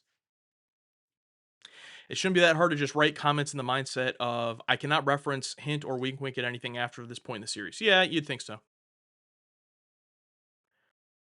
You got to figure out how to request a movie. You can send it to me anyway. You can message in the Discord. You can message me on Patreon.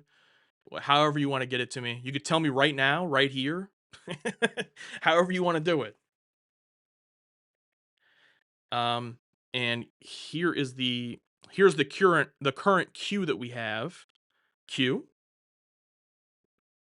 Let me get to it. The current queue that we have is in terms of what we. So this is what we still need to watch ahead of you guys. So we have Flight of the Phoenix from actually don't have their name down, but Flight of the Phoenix, Boogie Nights, Dirty Harry, Reefer Madness, Robin Hood, Prince of Thieves. That's Webb's. K-pop Demon Hunters from John Pierce. Really looking forward to that. A Simple Plan, Stardust, and Sneakers.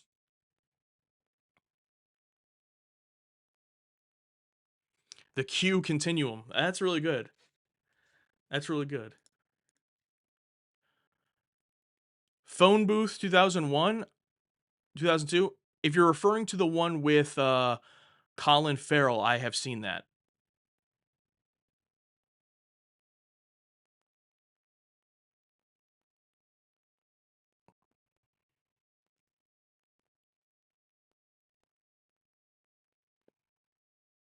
And it is a good movie, so that would be a good choice. Low key, like no one talks about that movie. It's a really great bottle movie, just in the phone booth the whole time. I love that it gets right, like first scene, isn't it? He just gets right into the phone booth and like boom, that's the movie.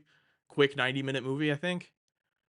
When I first saw it as a kid, I just watched Spider Man, and I thought the voice from the phone was Willem Dafoe because it sounds a lot like him. Did you guys ever get to watch Pulp Fiction? Yeah, we both have seen Pulp Fiction from, we watched it when we were kids growing up and everything. I've watched it multiple times. It's not my favorite Tarantino film. I respect it, for what it is. I like it. It's enjoyable, but I wouldn't even put it in like my top 3 personally. Why do you got to make me feel inferior because I'm on the grill, B? Thank you, Sixto, for the super chat. I think you're referencing being a monthly member, not getting the movie request. Yeah, it's always a bummer when someone signs up monthly and they go, "Oh, how can I request my movie?" It's like, "Ooh, well, thank you for the thank you for the membership, but that's an annual perk." I think I spell it out, well enough in the description, but not everyone reads the description, so I get it. Do you realize that when you share Bluetooth headphones, you're only getting half of the audio? Many newer Bluetooth radios support 2 Bluetooth headphones connected at the same time. So that is not true for us because I have set up my TV to be on mono audio.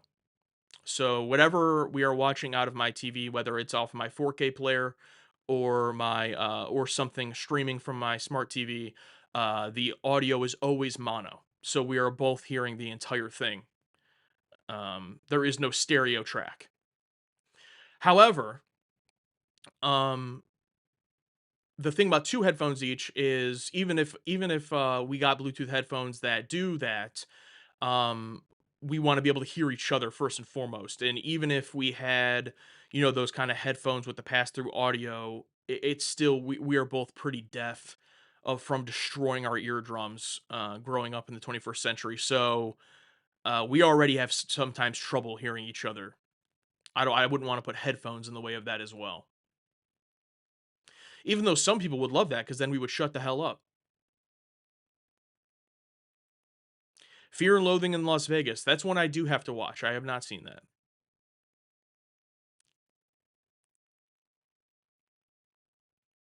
I did try when we watched Shades of Grey to do full two pairs of headphones and put our audio feedback in the headphones because we were doing it live, and I was fine with it. But Alex about lost his mind. If you go back and watch that reaction, it's pretty funny.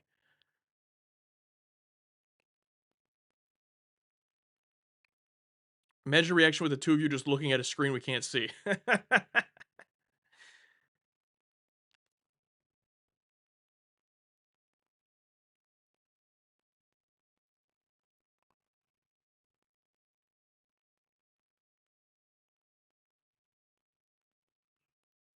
Can you spoil whether there's a trailer for the other remaining DS9 season 2 episode? There is not. I think you're talking about Tribunal, I think.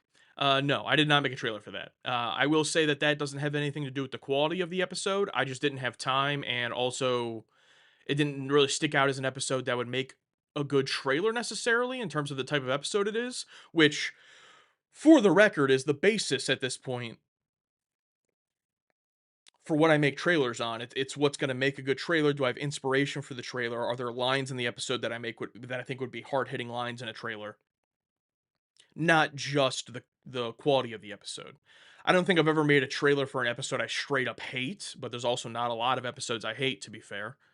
Um, but it doesn't, Gambit, Blood Oath, these are episodes that weren't S tier for me. I liked them.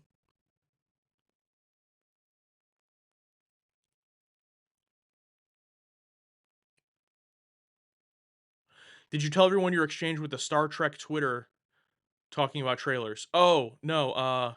Here, let me. I'll send it to my computer so I can show it on screen. 1 second. So what Sixto is talking about, and this is the type of amazing content you can get if you join the Bridge Crew. Um, I have a TikTok from before I even was on before this channel, where I did movie content, pretty cringe TikTok movie content, and I stopped. It died off as my channel died off as I started this channel and focused more on this channel. But it still exists, and now I basically just throw my trailers on there that I make, and then I also put up other just like edits and stuff. And I posted a TikTok edit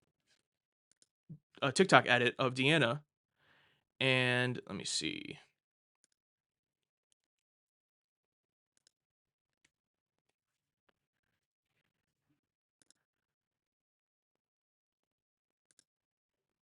And it didn't do well or anything. It didn't do like numbers or anything. But boom. Oh, where'd it go?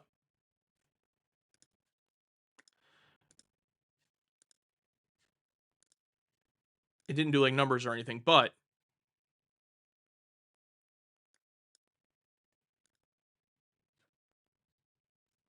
Star Trek commented on it and said serving looks and emotional depth. And now I know that these accounts are obviously just some 25-year-old social media manager. But I thought it'd be funny to reply and say remaster DS9 on Blu-ray. As if the social media manager can just get that done.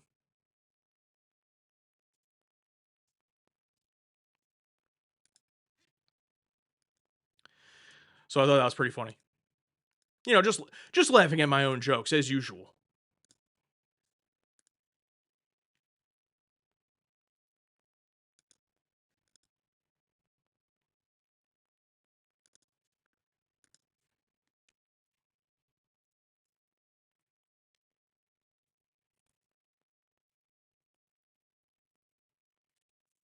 Thank you, Dusto man. I appreciate it. My favorite is when I do a trailer or when we do an edit or whatever, and someone goes, "Great trailer, terrible music." It's like, all right, bro. It's like, Like, all right, bro, congratulations. The Jordy meme, congratulations.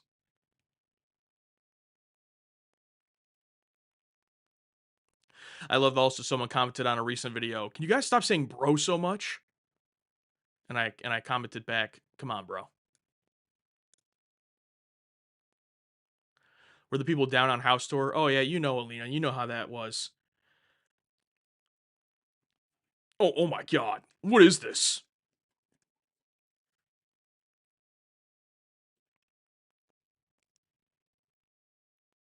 Now I'm not saying you have to enjoy whatever music is out there. I'm saying, how did this come off? I'm saying you don't have to comment because something isn't in your wheelhouse of music. You know, you don't have to be music, horrible music.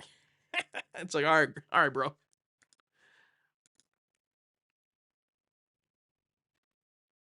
Oh yeah, excellent trailer, except the font. You gotta love it.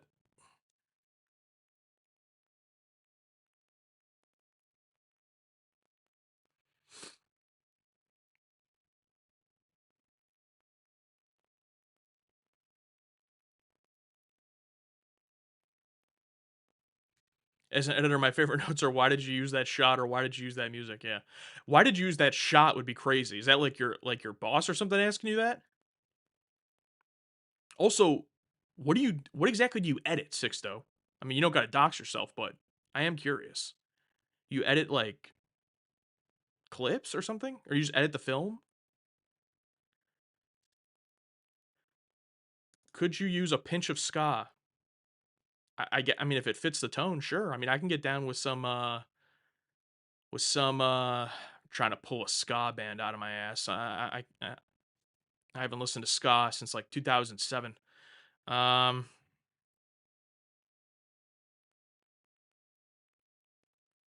no, sorry. There's nothing in there. I was trying to rack my brain. Less Than Jake. Are they ska? Real Big Fish. Okay, yeah, that's a big one. I was gonna say Chiodos, but they're not ska. They're like screamo.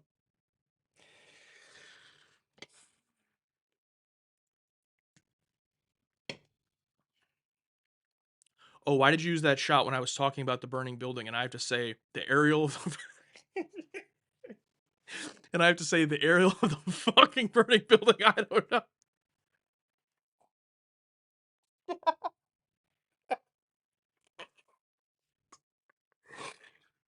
Oh, I wish I could be there. Witness that.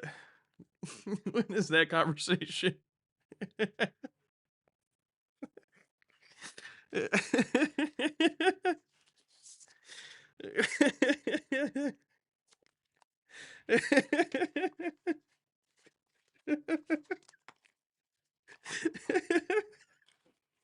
Oh, it's too good.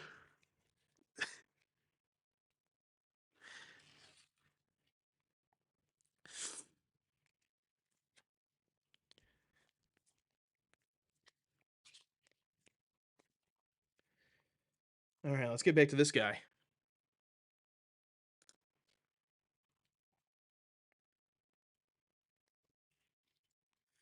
because I would like to finish this bag at least.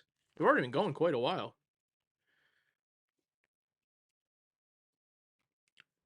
and you guys are all still here, so thank you. I don't have any plans. I'll stay here as long as you guys do. Ha ha. What was that noise?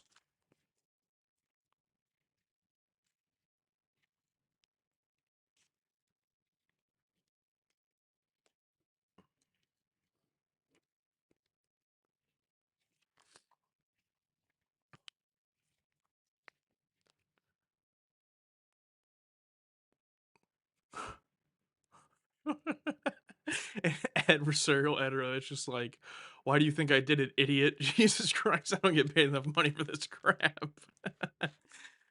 You edit news packages and voiceovers for the cast, as well as podcasts and stuff for the web. Nice. Okay. You see, the Ferengi head was demoted again. What do you mean? It's right there. Demoted from where? Oh, I got this, by the way. Not that this is like a big deal or anything, but as some of you may know, I am currently reading my first Star Trek novel, Imzadi. Highly enjoying it thus far. I'm only about 6 chapters in, but I just got this over the weekend.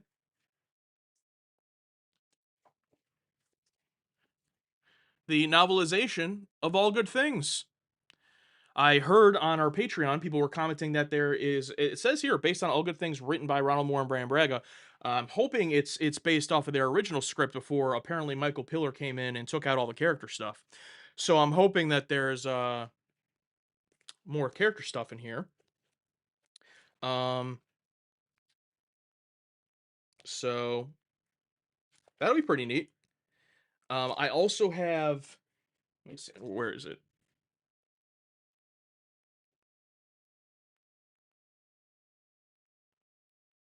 Shoot, I don't know where I put it.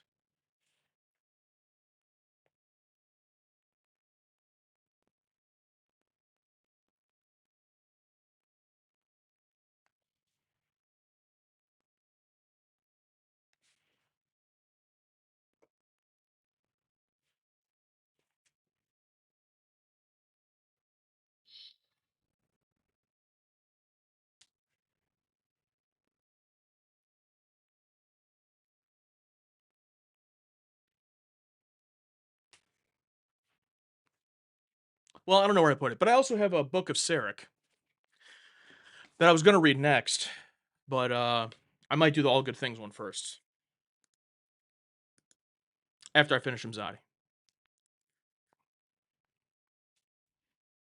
Just ordered a DS9 comic book collection from Big Bad Toy Store. Sick. That's cool. Did you ever read the Firefly novels? No, I bought the first two, but no, I haven't gotten to those.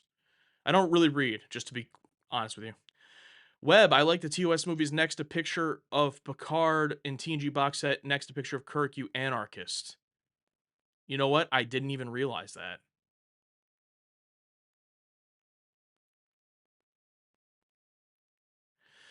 That's a great point. I'll have to fix that. But then again, it does kind of make it just mix in more, but I'll change it.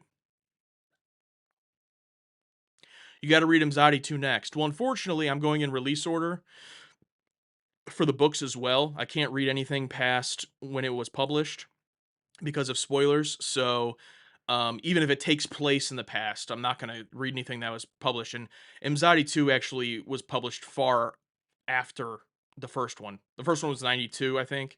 And the second one is like way later. So I can't read that one right now. I will like to read it eventually, though. No, I know you weren't making a serious critique, but I just genuinely never. I just didn't even notice that. But you are correct, and it would make more sense if they were next to those. I just did it based on a portrait and a landscape on each shelf, but I could change it, and of course have to have gates up top. But um, okay, where was I with this?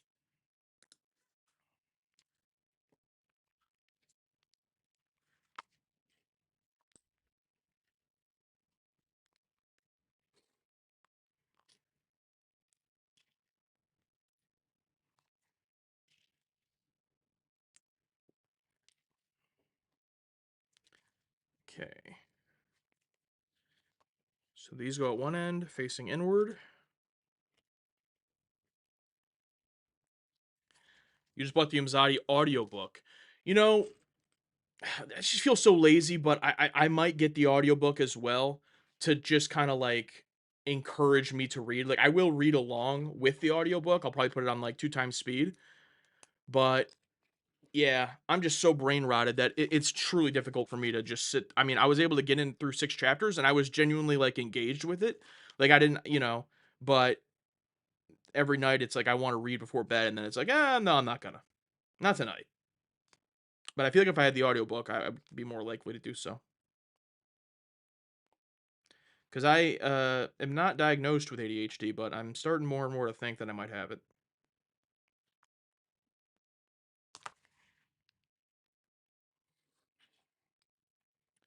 Josh loves Gates. Alex loves Ensign Gates. Yeah, funny. You know what's been really interesting though? God, this thing is not like stable on here. Like, why is this how this goes on? This isn't even.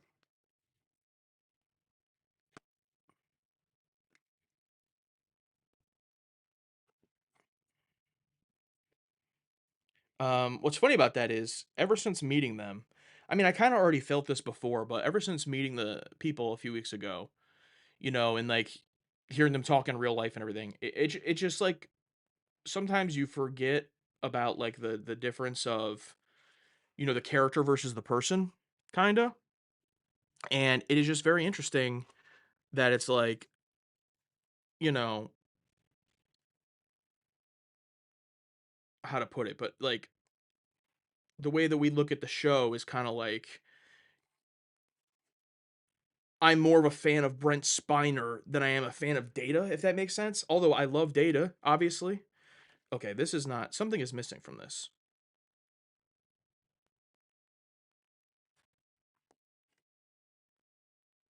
Did a piece fall off?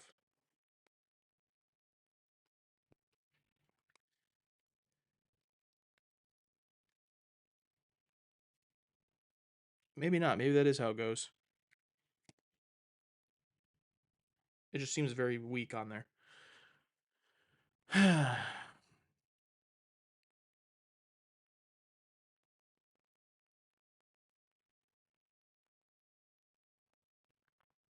What video are you talking about?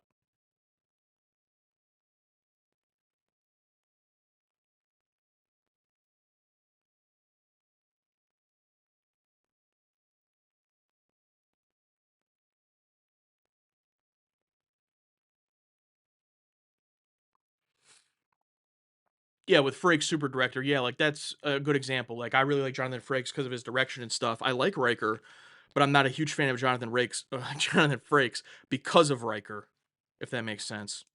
Which is just very interesting.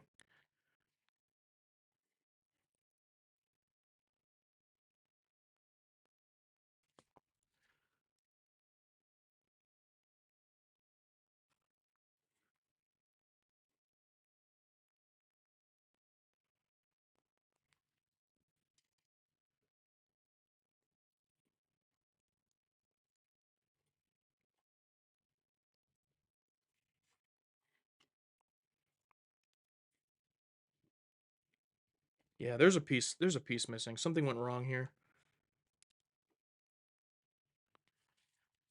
Fudge.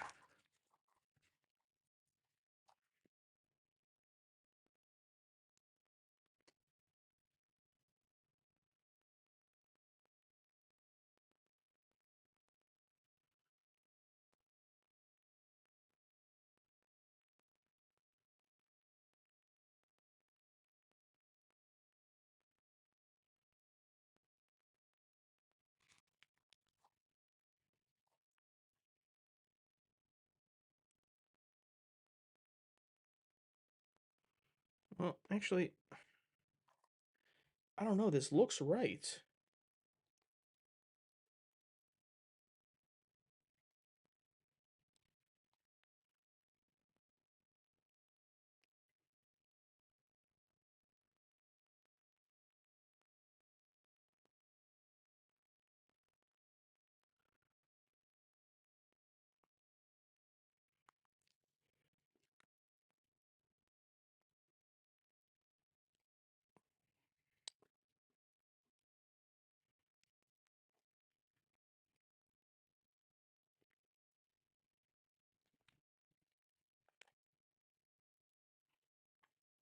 Okay, that goes there.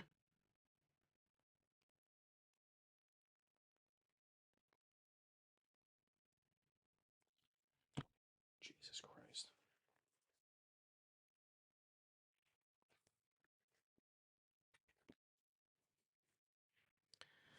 See you later, Jan. Okay, going back.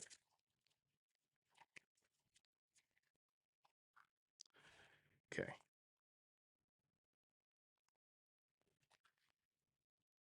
Take this off.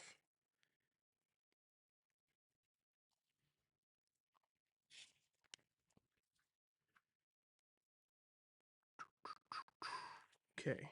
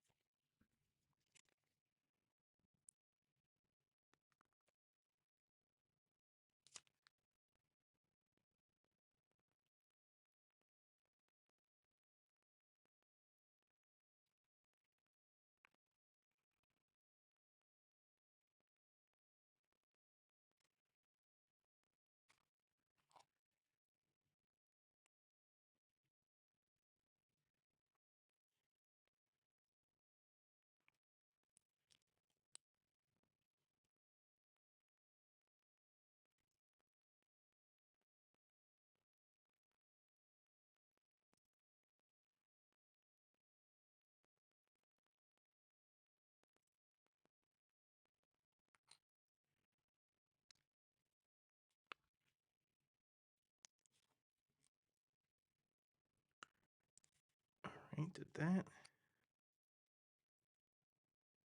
And this goes here. Did that and that, did that. Okay. Sorry, guys. See you, Sixto.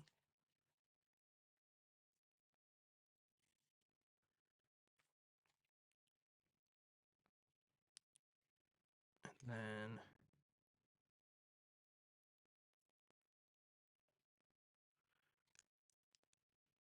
front.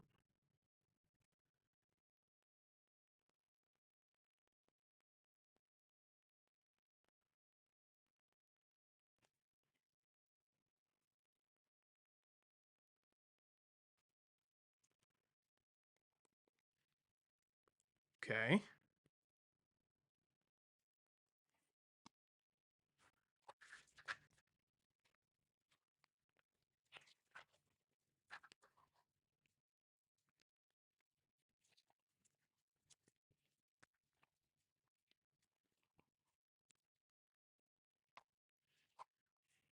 So then I made the doors.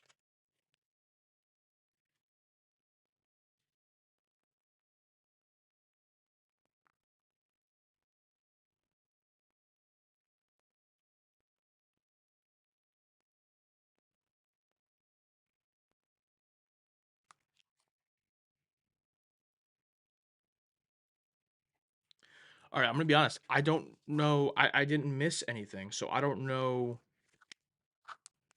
what happened.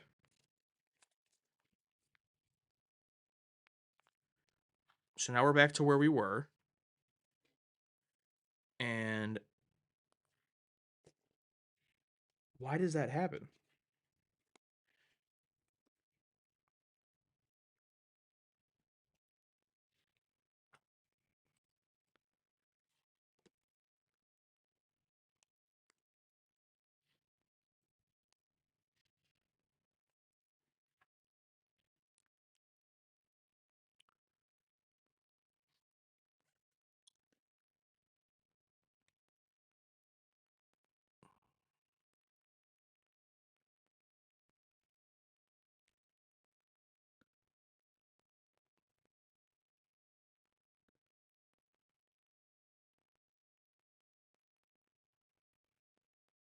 Reading is a muscle, you gotta exercise it. Yeah, I know, I agree. That's how you feel about LeVar Burton. I love him, but I'm not really a huge Jordy fan. Interesting, okay. Maybe once it's together, it would be more stable. Yeah, we hope so. My problem was putting this piece on over here. It just didn't seem to want to fit. But now that I've reassembled it, it's just fitting fine. So whatever I did before, one of the times it broke, I put it back on wrong. I don't know, but we should be good now. Sometimes you just gotta redo it for some reason. Okay. Anyway, almost done with this second bag. All right.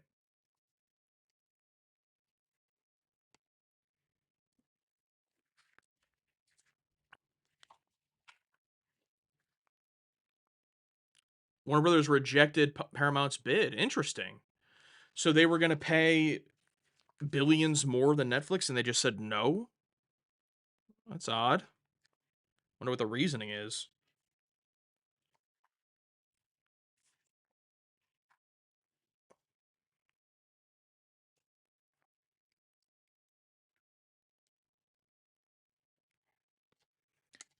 I don't understand how Warner Brothers can have so much IP and just not be able to, be successful on their own.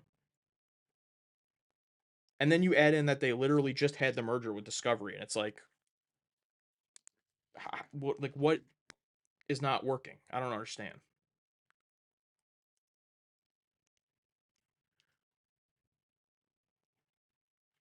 New owners of Paramount are big fans of old Trek over new Trek. Well, that's good. I don't. Yeah, I have no idea. I mean, I don't know if it's good. I assume it's good.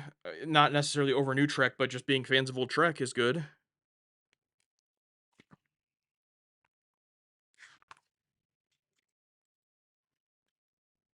Oh no, it's almost sticker time. Is Greg still here? Greg, I'll try your tool again. I say your tool. Pause. I'll try this tool again. Got to put on the NC, or not the NC, just the 1701D sticker.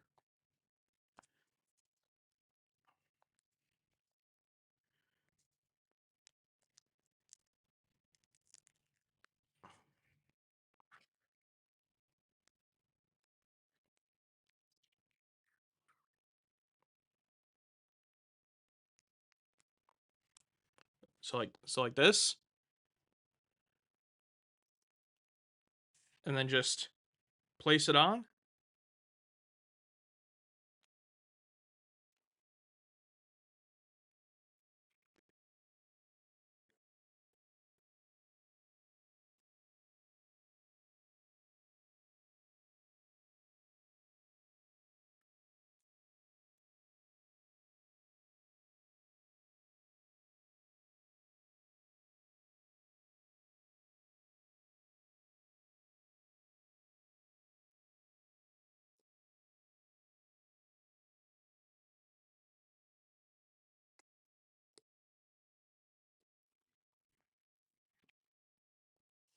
All right, decent enough.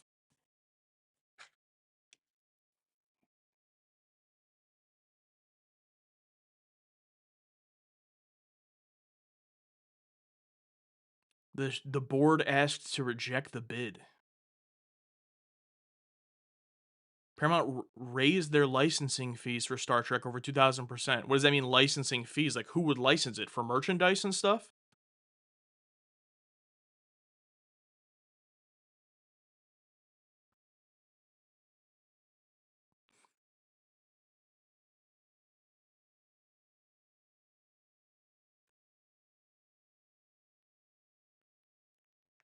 Have people spoiled you on new Trek? I wouldn't say spoiled me. I don't know anything. I'll say that, just as a reminder, before we ever watched anything, I did watch the three J.J. Abrams Star Trek films before I knew anything about Star Trek. Don't really remember them, but I remember just like little pieces of each of them. Um, like I remember the actors. I remember, Chris Hemsworth at the beginning of the first one. I remember the general ideas of the plots, but I mean, honestly, actually, the first one, I don't remember the plot at all or anything really. Um, yeah, actually, I don't really remember outside of the casts. I don't really remember much of any of them. I'm sure when we get there one day and look and watch them, I'll go, oh yes, But I had no context at the time.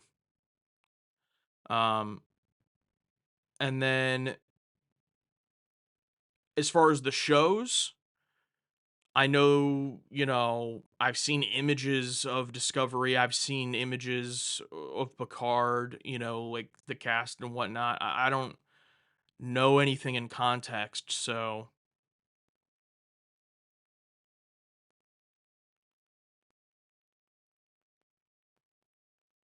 yeah.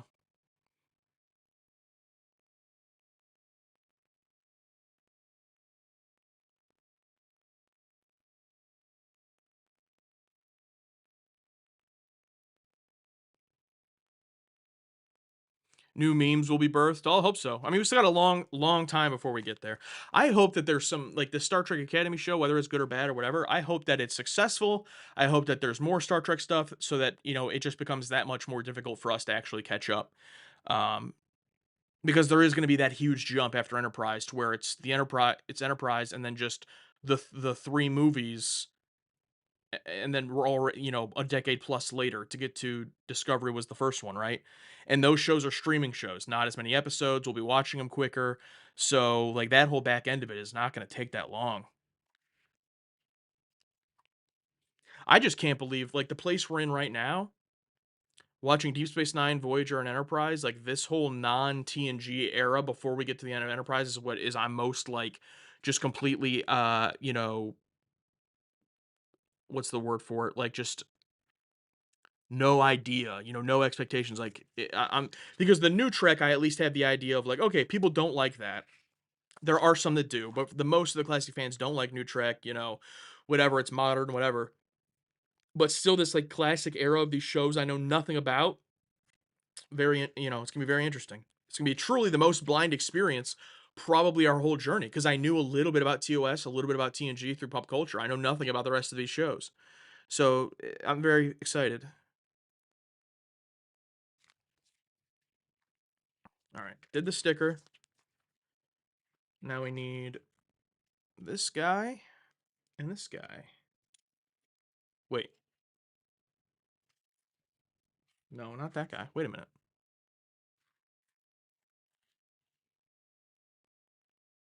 Maybe it is him. 1, 2, 3, 1, 2, 3, 1, 2. Okay, yeah.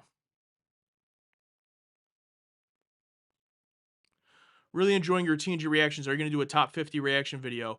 So we already did. We already did it. It's gonna come to YouTube next month, but it's top 26. We did a top 26. Did you hear that Stargate's been approved for a Prime? Yeah, I did hear that Stargate was, yeah, gonna be coming back in some way.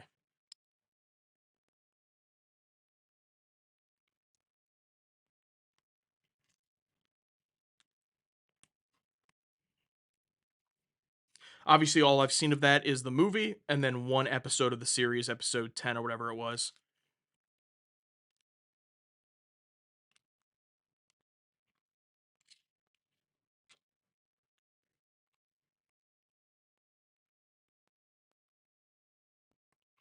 No, that's not right.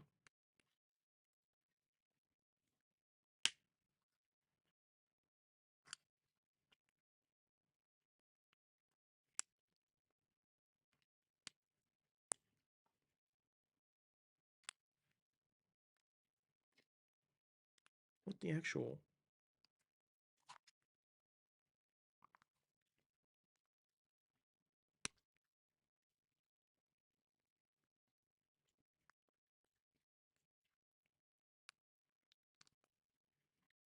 No, that's not it.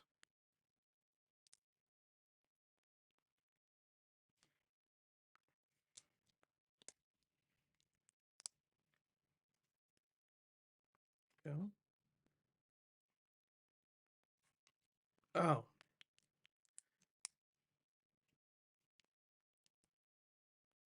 wait. What are they talking about?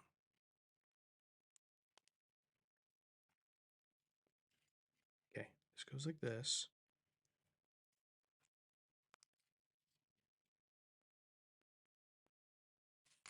Oh my god. There we go. Don't read up beyond this. Okay, can someone remove whatever the spoiler is? And give them 10 lashings.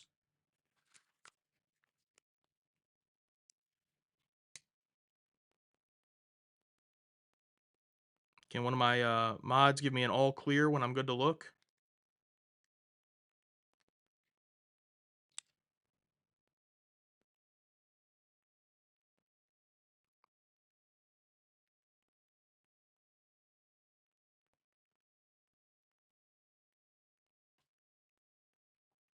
Am I good to look at the chat yet?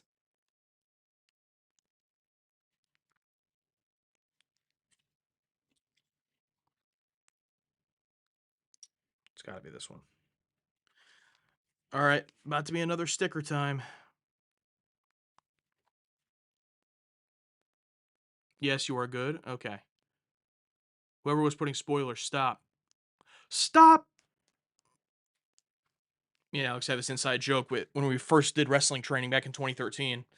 There was this guy that would come into the training center, like retired local wrestler, never did anything noteworthy, and he'd have a personality as if he was like the shit or whatever. And he'd come in and he'd be like, he was one of those instructors, and this isn't just a wrestling thing; it can be whatever you do, and it's like uh any industry, and he'd go, okay, do this, and he'd tell us to do something, and then as soon as you start to do it, stop. Now here's what you're doing wrong. It's like I was doing it for 2 seconds.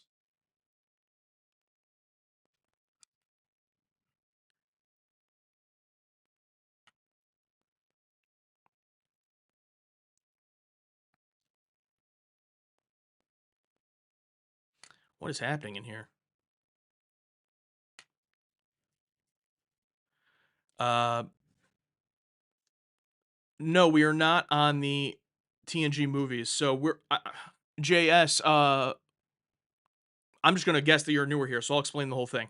We're watching the whole franchise in release order, including the movies, including overlapping the shows. So right now on YouTube, we were doing TNG season 7, DS9 season 2 in release order. So it's not a matter of doing like once a week. It's just whatever's next in release order. And then for the movies, we're gonna do the same thing, just like we did for TOS. So we'll be watching the TNG movies as we go on through DS9 and Voyager in release order. So Generations will be coming in the next few months, which is during season 3 of DS9, but then we won't get to First Contact, which I think is the next movie, for, a little while until whenever that came out in release order. So that's how we're doing it. Okay, time for a sticker. The Door.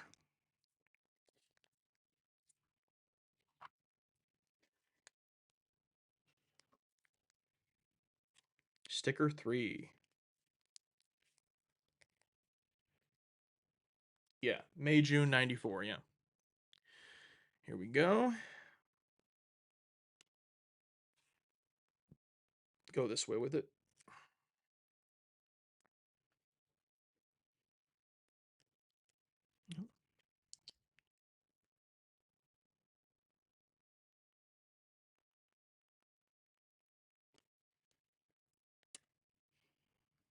There we go. Looks pretty good. I gotta turn this over. Put this guy here.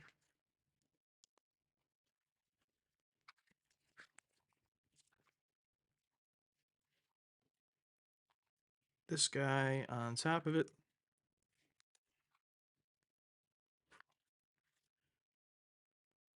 And then, ooh, interesting. Okay. The door. How does that go on? How does that work?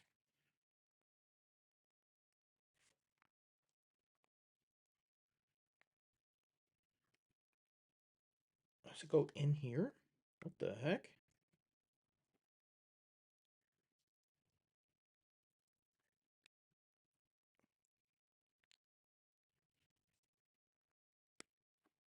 Oh, sweet.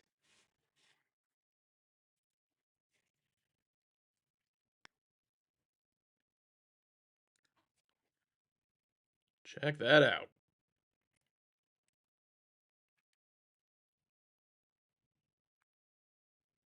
Now we're cooking with gas. He says that every time.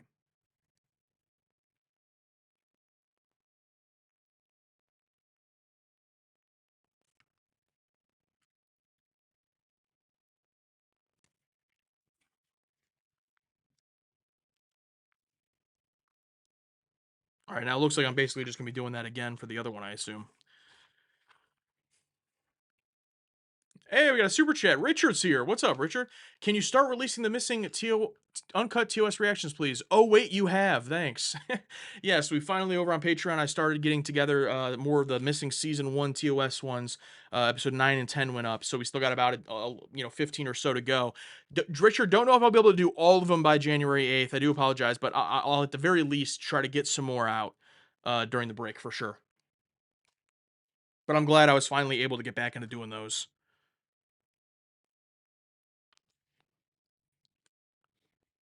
And thank you for the super chat.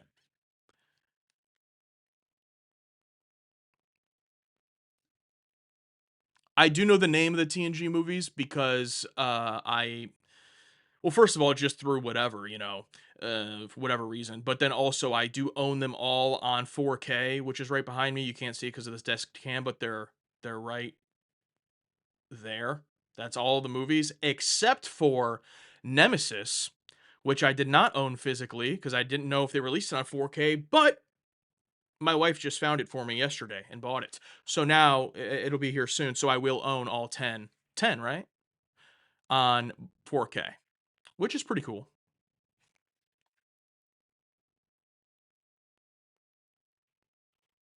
But I wouldn't say that the titles outside of Wrath of Khan, I wouldn't say any of the titles give anything away. You could argue Search for Spock as a little bit of a spoiler, but you don't know what that means if you haven't seen Wrath of Khan. So,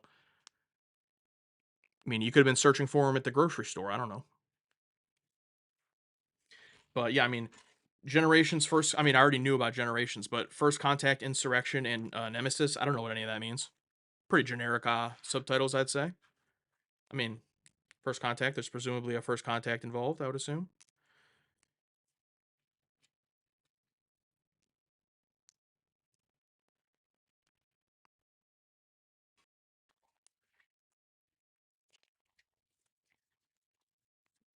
Pop culture osmosis. Yeah, 100%.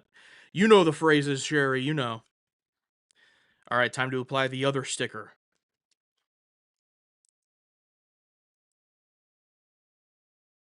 Uh-oh.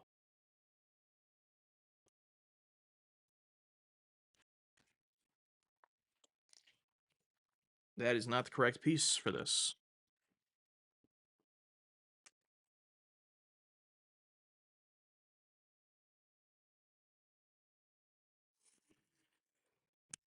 Hmm. Because this one is the correct piece, and I put it on here incorrectly. Okay, at least it was easy to find.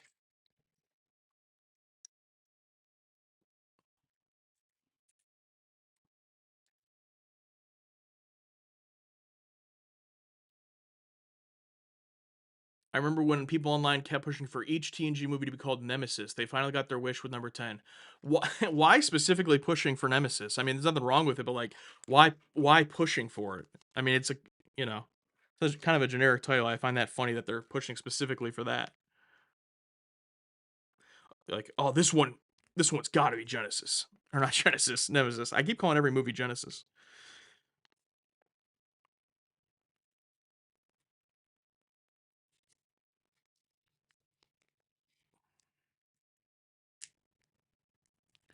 Everyone loves the third Resident Evil game. Yeah, I guess, yeah.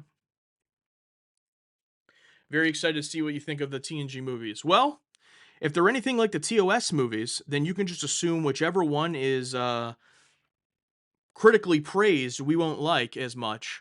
We'll still enjoy it, but because we won't love it, everyone will think we hate it. And then the one that is no one really cares for, we'll probably love. So, and it won't be on purpose. I promise.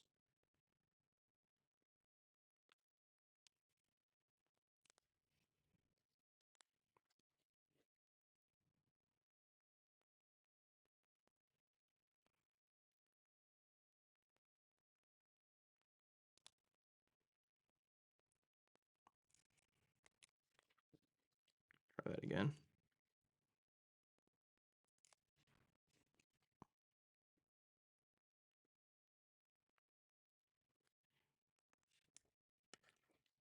There we go.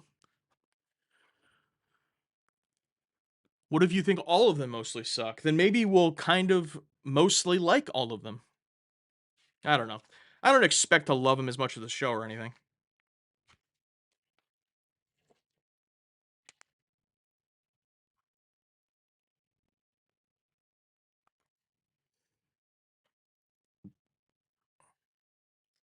You worked in a theater in '94. Talked my boss into putting Generations in our largest auditorium. That's pretty sweet that you were able to do that. Did it pay off? Was it sold out?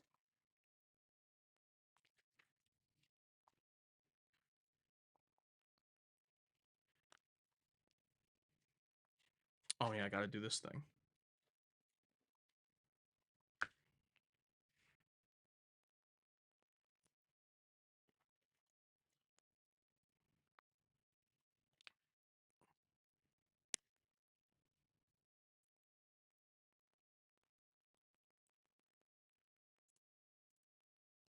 On a scale of 1 to 10, how dedicated are you to watching 100% of the franchise? A 10. What do you mean? Well, I'll caveat it with I'll take this off because we're basically done with this piece. I'll caveat it by saying 10 as long as people are here, enough people to justify it. You know, um, I would probably, I would probably finish it all on my own, regardless. But in terms of making it content, as long as there's enough people here that want us to do it as content, I will do it. But I would most likely finish it on my own, regardless. Okay.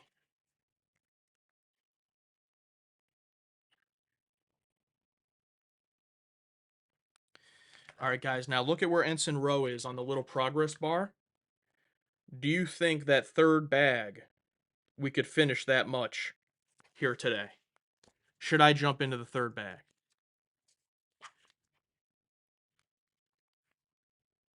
You don't like caveats?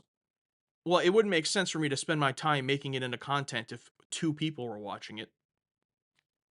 But hopefully that won't be the case.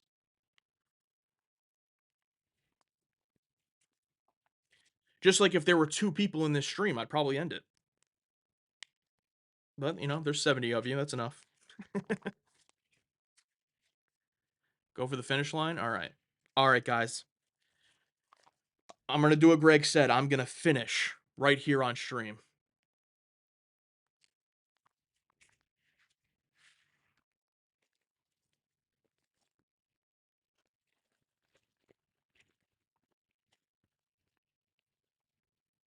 Bag 3. It's time for bag 3.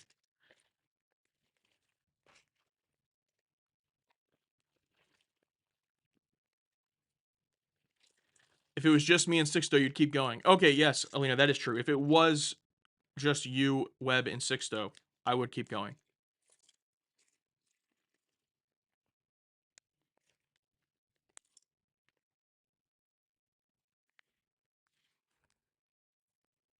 See you later, Badger. Oh, after this. Okay, I thought you were saying you were leaving. Yeah, Badger's sending us a Christmas box. I hope it gets here in time, Badger, for Christmas. Isn't it crazy that Christmas is next week?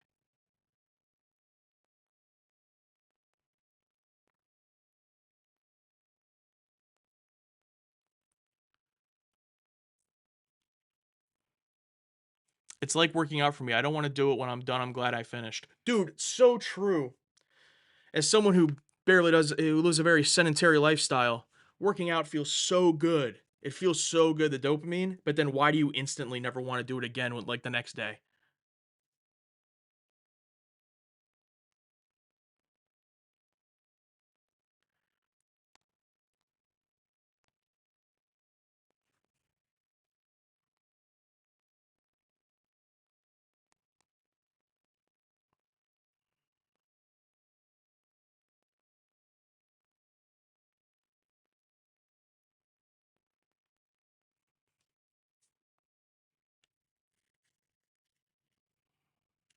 Is that a vinyl record of the motion picture soundtrack? Yes, it is. It is the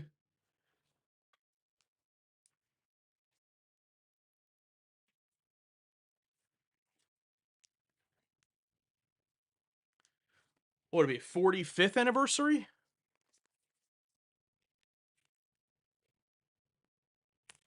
There's actually a video of me getting this last year on the channel.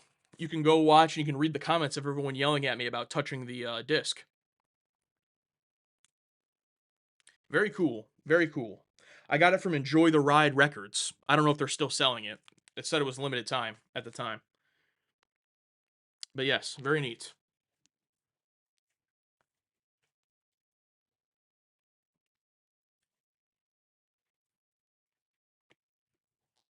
I need one of those computer mats so I'm not rolling around on a carpet.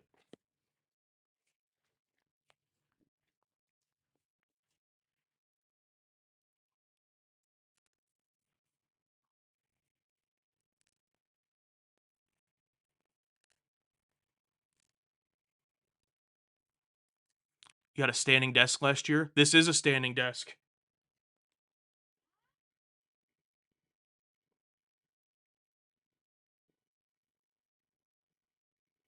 See you guys later.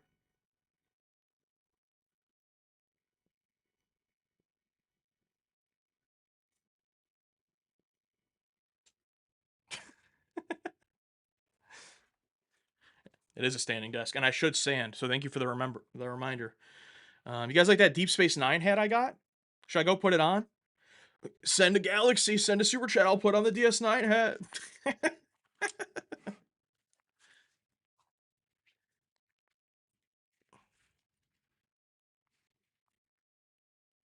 All right, we're on to bag 3.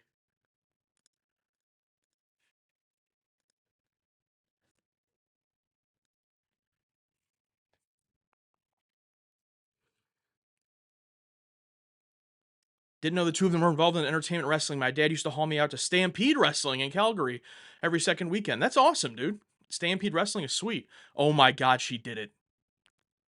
She did the meme. Put it on. All right, thank you for the super chat. I'll go get it.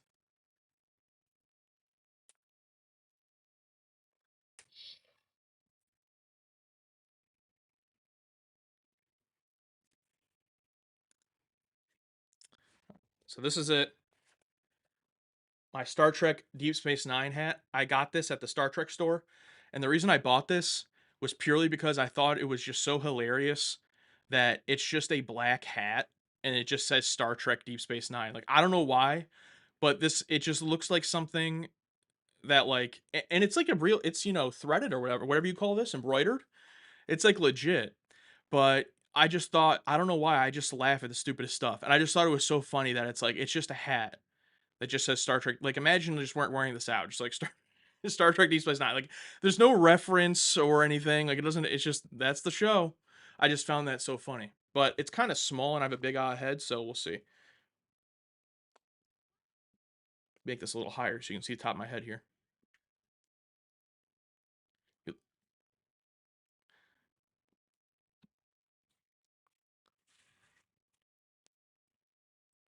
I'm a Niner, guys. Don't screenshot this.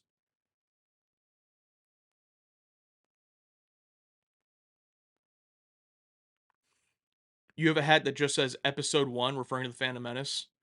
That's pretty good. I don't think I look very good in hats. Should I bend the rim a little bit?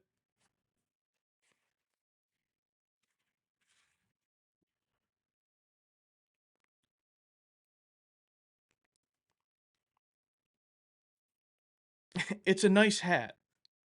It reminds me of that meme. What's that meme? He's a good dog, Brent.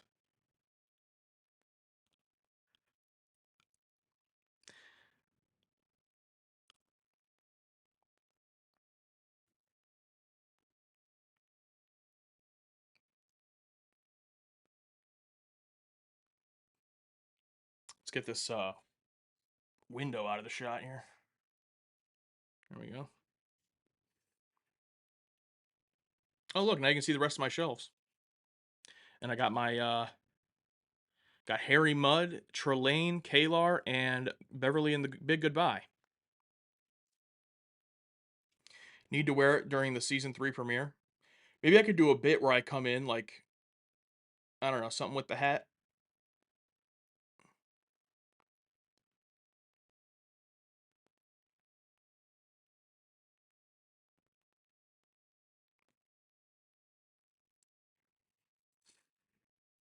Also, you'll see this Deep Space Nine box set over here that I purchased because is Badger still here? Badger, did you send us the Deep Space Nine box set? I think you did. Whoever sent it to us. Um, it was fully wrapped, like not opened or anything. And for whatever reason, the discs just stopped working. I don't know if it's because it's an old set or something, but as we reach the end of season 2, that wasn't you? Okay, as we reach the end of season 2, it just more and more episodes just either would freeze up on us on the disc and we'd have to watch Paramount Plus, or when I would put the disc in to burn it, it just wouldn't be there, like, as a file to burn. So I'm like, okay, well, that's weird. So I bought this new set that was just released, I don't know, at some point. It's still DVD, not Blu-ray, obviously, but it I put it in, it's the same exact thing. I put in the disc and it's the same for season 2. I put in the last disc, it's the same exact menu, same exact layout. So I guess they just reprinted it, I guess. But hopefully since it's a, printed more recently. Look how terrible my hair looks now. Printed recently, it'll work better.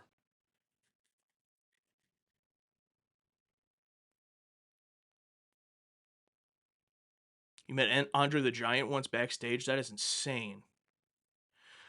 Biggest human being you've ever seen in your life. Yeah, dude, it was not a work. I mean, I've heard when they would stay at hotels, he would have trouble showering because the shower head was at his waist.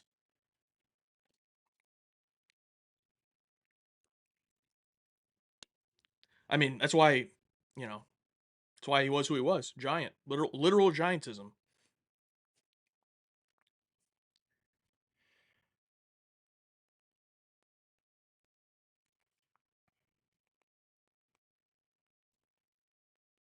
Maybe I should wear this hat during the DS9 reactions. That way it can just be a shield from all criticism. Josh, you don't get DS9. You don't like it. Really? Look at my hat.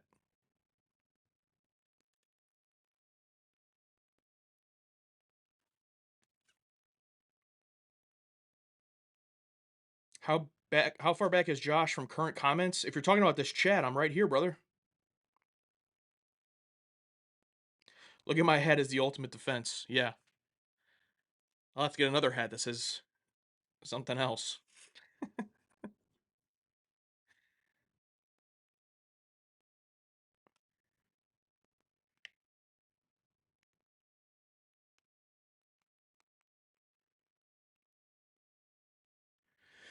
Okay, guys, I opened up bag 3, never started it. Let's go. Let's go.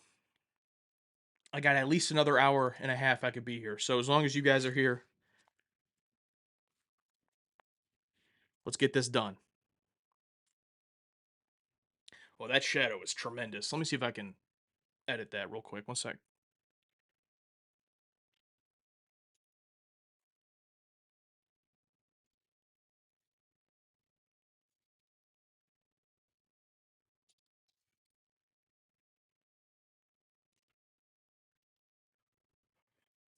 That's not any better. Okay.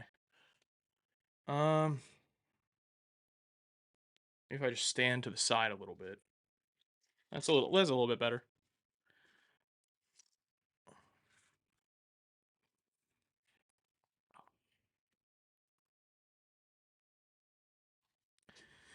Okay, so I need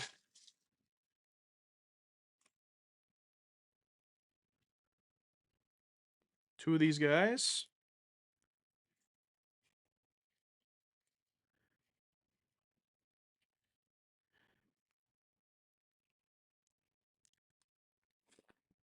Yeah, let's go. Time to get all bricked up. Yeah, bricked up, absolutely.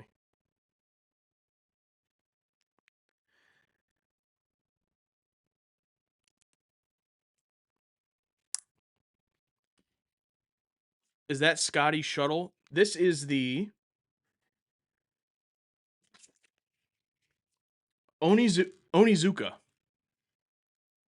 I don't think that's Scotty's. I don't remember what was named the one they gave him. Is that the big light on the ceiling? Yeah, that's what's causing the shadow, yeah. I have multiple, it's like light LED bulbs, that are like circle lights in the ceiling, and one of them just happens to be right here. So, if I turn it off, I don't think it'll be bright enough. I can try. I go like this.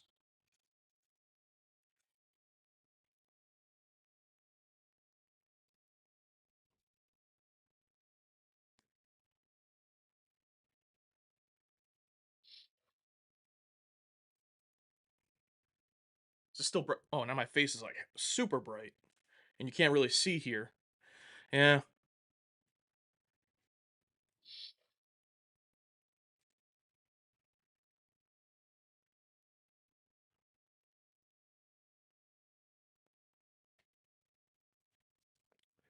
This will just have to be what it is.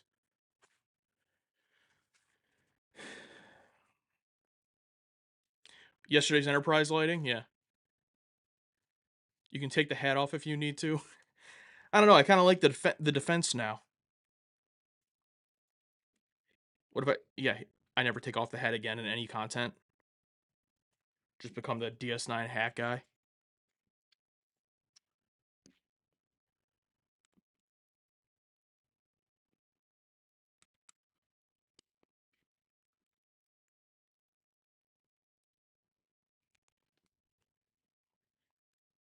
The camera got moved a bit too. Well, I'm not sure what that means. The camera, this or this?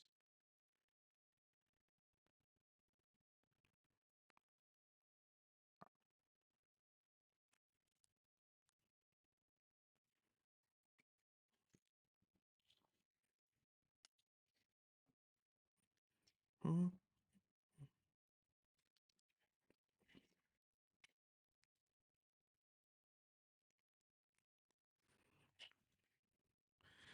Oh, these were supposed to go on here.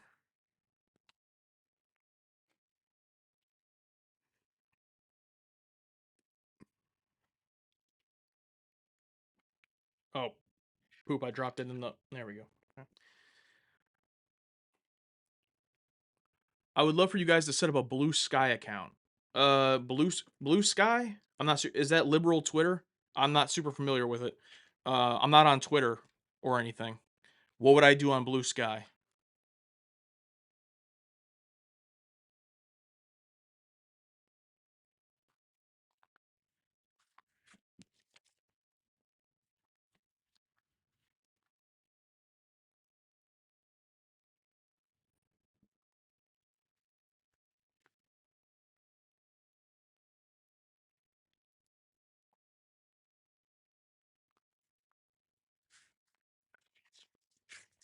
Even though there's still a bunch of liberals on Twitter, it's not like they all left.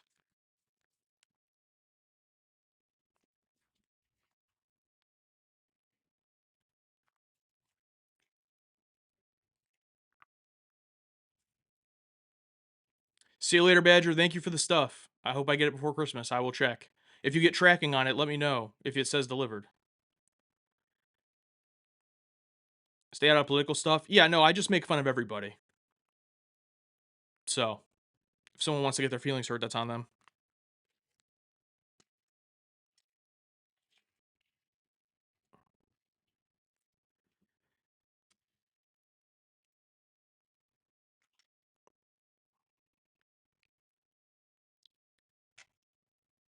Unless you're Kai Wynn, yeah.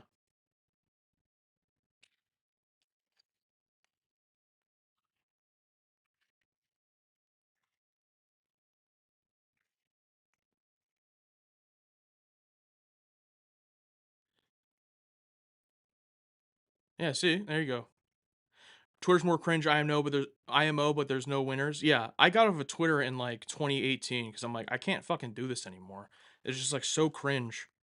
It's just so performative. I say as a YouTuber. It's so performative. Not like me. But I look back at like stuff that I tweeted, and I'm like, oh no, it wouldn't have been as early as 2018 because I was definitely on there still for all the 2020 stuff, but I just can't. Any platform where the entire point is just a post to take, it's just not going to go well.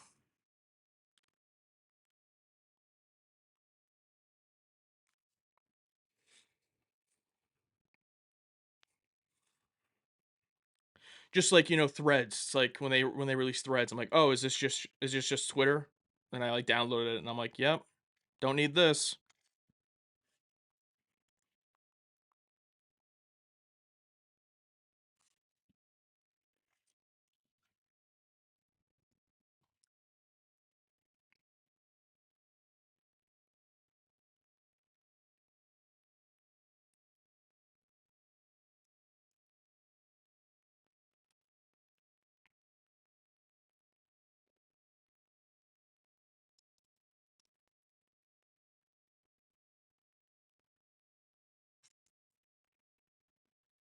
Just tuning now to your live stream. Hey, I hope you guys got that Enterprise Collector's Plate I mailed you guys about a week and a half ago. I go to the post office on Fridays typically, so I will check.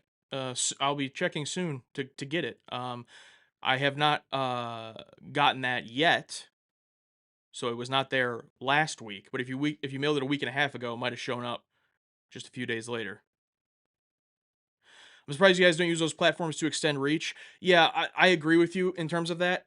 I just don't. I'm so busy that like we do have a Facebook, and like Instagram and TikTok, but like barely active. And when it is active, it's my wife posting stuff once in a while. So I can definitely agree with you from a business standpoint of extending reach, but it's just one of those things that it's like, man, if I could get to a point where I could have someone do that, that'd be great. I just don't have the time. Um, you know, that's really everything on the channel comes down to I don't have the time. Unfortunately, I'm one dude, and I'm saying this while sitting here building Legos. I understand the irony, but you know,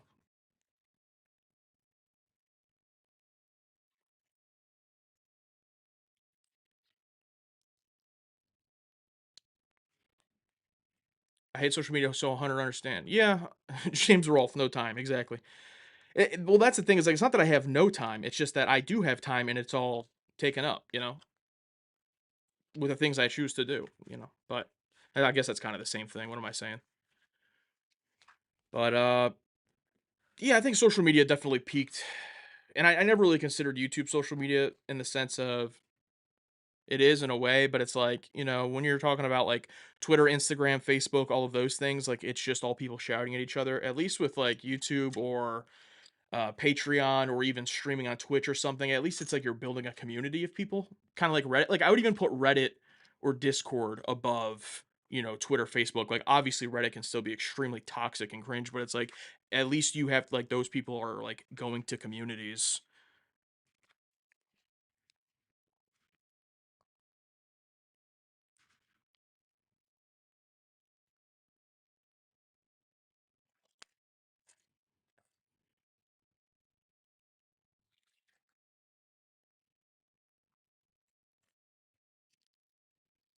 You just need a bot that posts everywhere. Yeah, yeah. I guess I could look into it.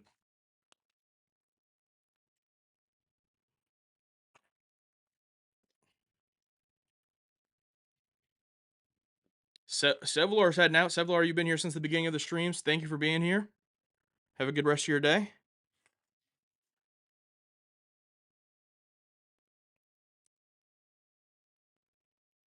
I don't think all the main DS9 actors are great actors all the time, especially not while playing hopscotch. Overall, including supporting cast, they're very solid, especially while not playing hopscotch. Nice. Nice, Manter Bear. Yeah, so far, I think they've all been great for the most part. When you're in a bad episode, there's not much you could do.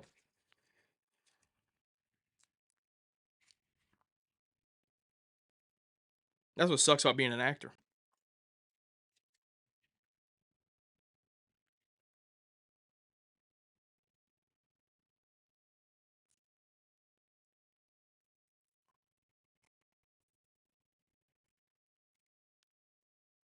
Trek is about respecting others who are different and making friends with aliens with different cultures. All this modern mentality of hating people with different views is not my way. It is not my way. It is the Klingon way. It is not my way. I do gotta say though, I mean, respect to you, Scripture man. I do gotta say though, even though I agree with you, I find it, at least in my personal life, a lot of times that's a sentiment that a lot of people will preach. I'm not accusing you of this, obviously, personally, but just my personal experience of people in my life. Something a lot of people will preach and then like instantly break as soon as it suits them. So it's like when someone's being hated on for something, and they'll go, "Oh, we need to be more understanding and not hate each other." And then as soon as it's like something that they aren't a fan of, then they're the ones hating, and then it's okay. And then if you try to be like, well, what about not hating each other? Well, look at them. And it's like, oh well, but I also live in Ohio, so that could be part of it. In Ohio, not to get too into American politics, but Ohio is in the Midwest, and uh, It's a very, even though a lot of times tends to be a red state, it is a very purple state in the sense that there's, all different people here and no one gets along. So we all are just miserable and stuck in snow, hating our neighbors and our family.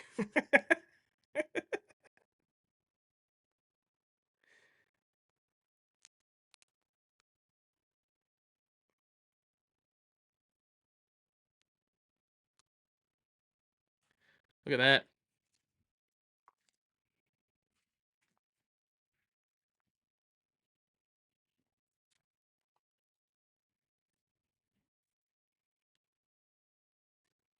My ex is in Ohio and he says the same thing. Yeah, I mean, I've been here my whole life. It's not, I'm being obviously hyperbolic. There's, nice people, but it does get really depressing around this time of year. And yeah, and anytime there's any type of election time going on, it's just like, oh, kill me.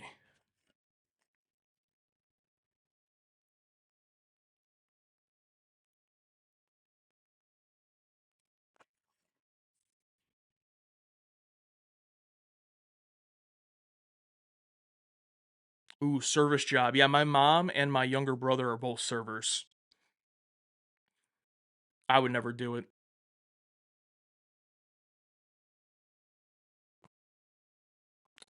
It's warm out in PA. Let me see the weather here.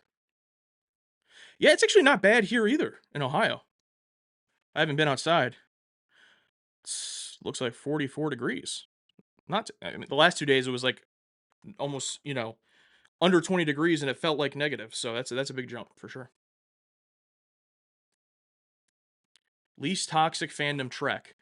Um yeah, I guess that's definitely still toxic in their own ways that I've experienced in certain ways, but I wouldn't say it represents the entire community. What I find really cool about the Trek community is the diversity of different opinions a lot of the time, which you might not think that sometimes when you read some, but there will be, there's a whole segment of people who hate a certain thing and then a whole segment of people who love that thing. Star Trek's for everyone. That's what I love about it, for different reasons. So,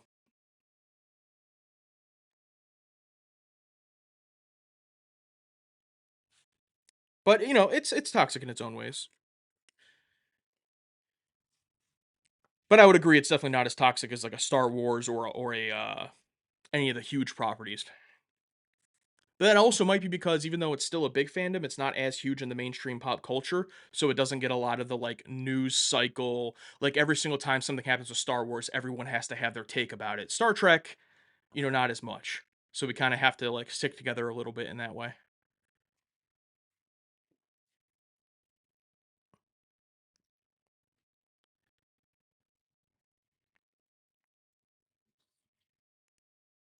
YouTubers who make a living on Trek also hate on everything. I think Trek is more chill than most other stuff. Yeah, and, I never want to become that. We've joked before, like, oh, if we ever end up hating, newer Star Trek, it'll be so fun to shit on it. And that part of it is true, but it wouldn't be from a standpoint of like trying to appease people who hate it, which I feel like is the thing a lot of the time.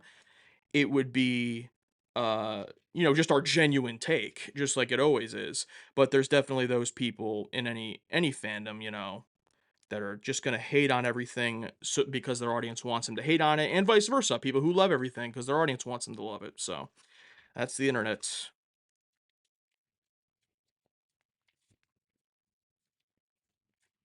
Oh, I think I was supposed to put this on here, by the way. Where does this go? This is the back. Goes over here.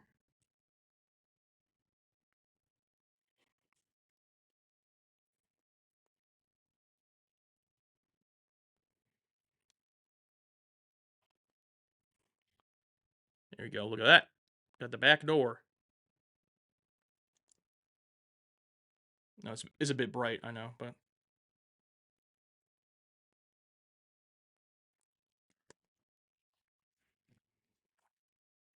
all right. I'm going to take this back off now. My hair's itching.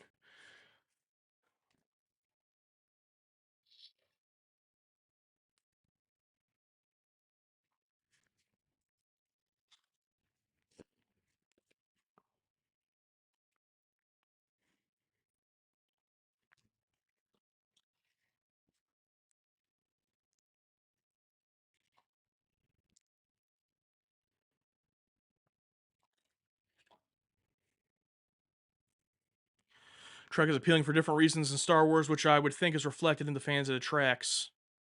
I say that as a Star Wars lover. Okay, interesting.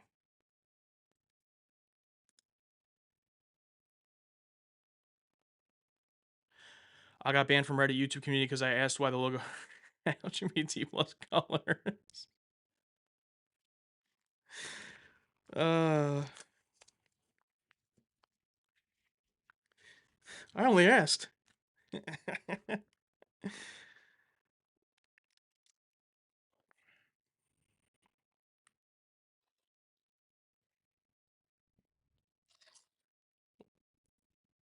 Was it June?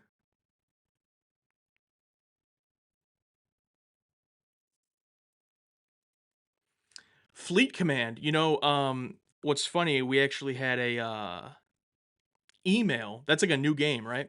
We got an email from them that was like, "Hey, love your channel. Here, we're gonna give you this game. I think it's a free game, but they like gave it to us early or something. They're like, we'll give this to you early. This new game, you should play it and show your audience. It's Fleet Command, Star Trek for Voyager." And I'm just thinking to myself, well, haven't seen Voyager, can't play it. But thanks for the attempt.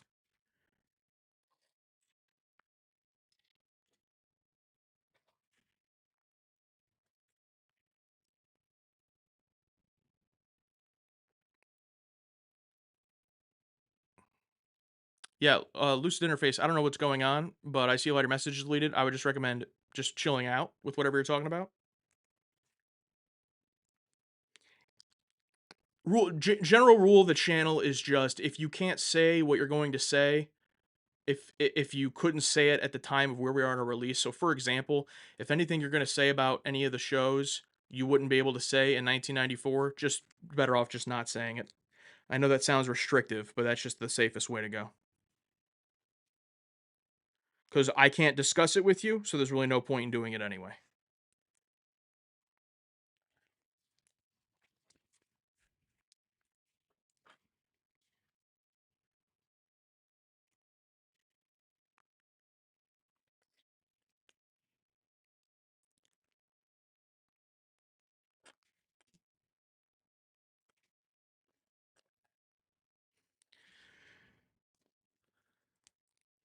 I'm over here scared of even using a word that is even in an episode name. And Buddy dropping hints.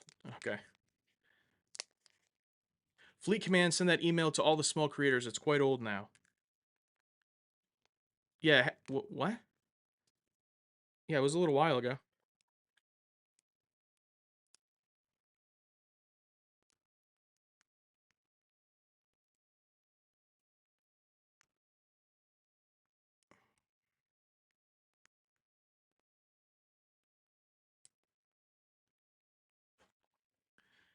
Onizuka sticker. Can I get banned here for saying I love Captain's Holiday? Absolutely not. You'll never get banned for saying you love or don't love anything that we've already watched because we love the different opinions.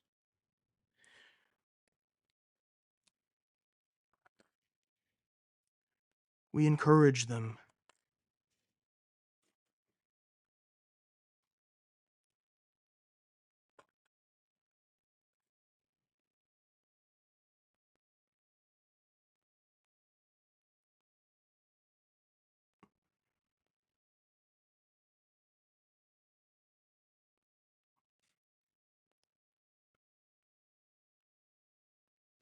Oh, shit.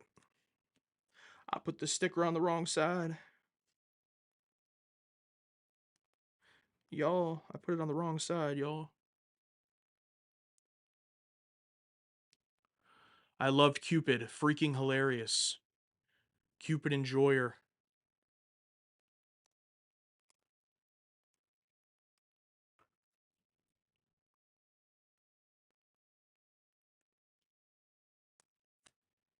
Whoa, that's way off. Come on, man. Let's go. Come on.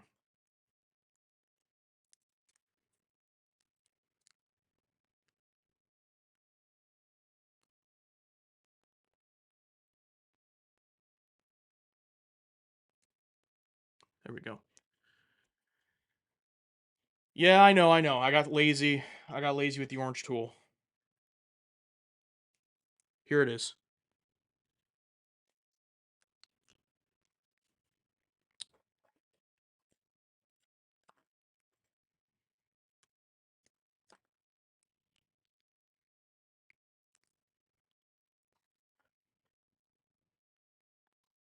total assembly time. You'll just have to add up all the times of our streams. But it won't be a legit assembly time. It'll be a TA bullshitting assembly time. Look at that. Use the tool. There we go. There we go, Greg. That was oddly enthusiastic of me. This goes back here.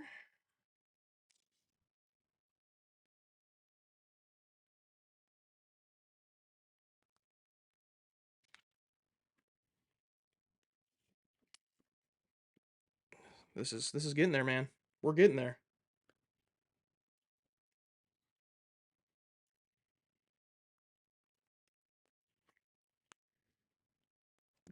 We are getting close.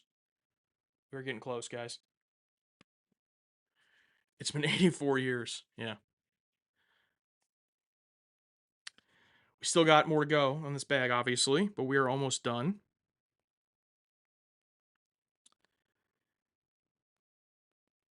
Go check over on something real quick.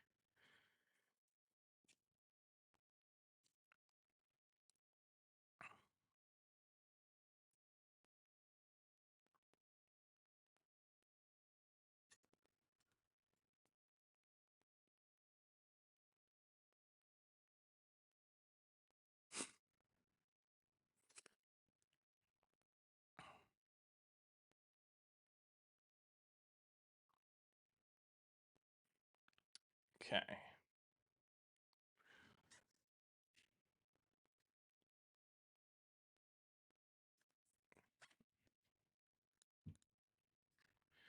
All right, y'all. Let's see what's next. Oh, we're going to use this thing, it looks like. Oh, I got it on my desk. Gonna use this piece.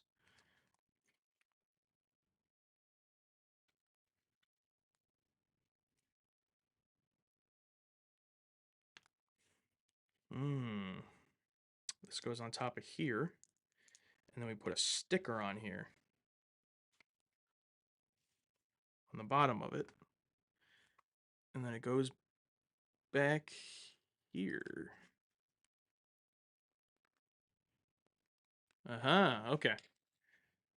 How many stickers we got left? I guess that's a good gauge of how far along we are. How many stickers do we have left? 3.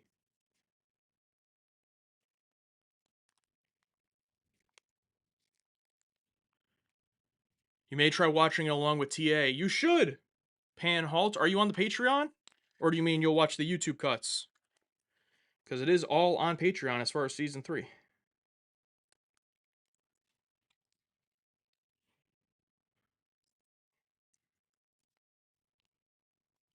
Either way.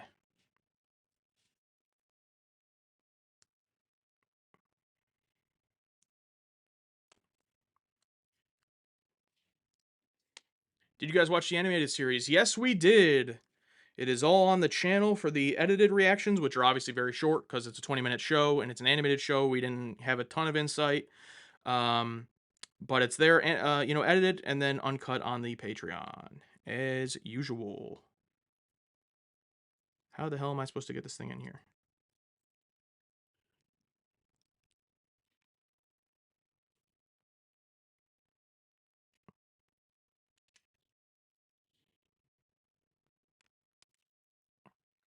Huh?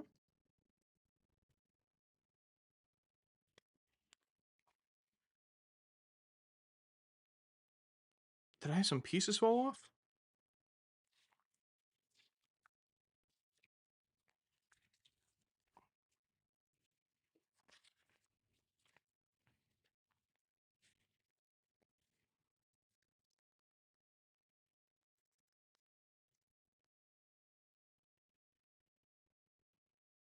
Oh. Wrong side. Come on.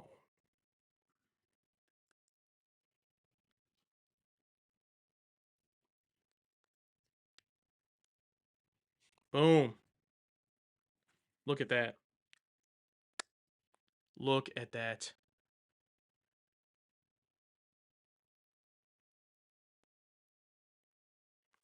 Wait, how do I open it back up?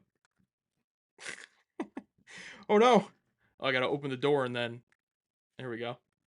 Although, why would the front ever open up like this? I guess it shouldn't, right? That would be pretty risky. It's I think it's meant to stay closed. No, I showed a piece break off inside. That's great.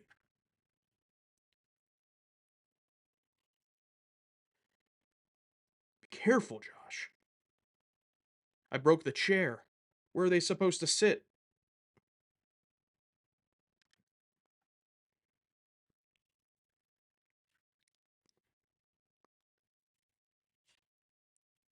Nice shuttle. I'm gonna start saying that to people who have nice cars. Nice shuttle.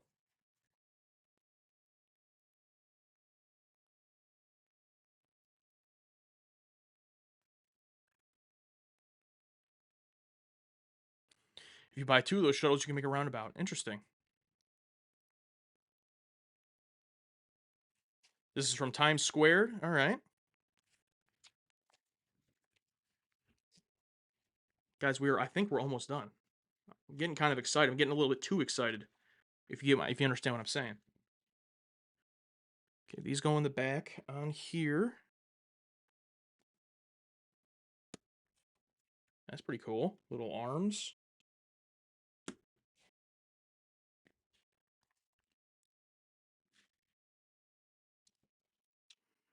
3x3 piece with a flat piece.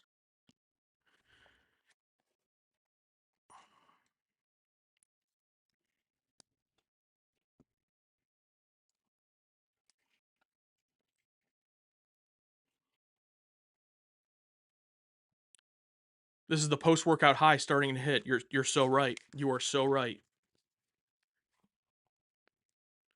You also enjoy Cupid. Yeah, Cupid has some good jokes.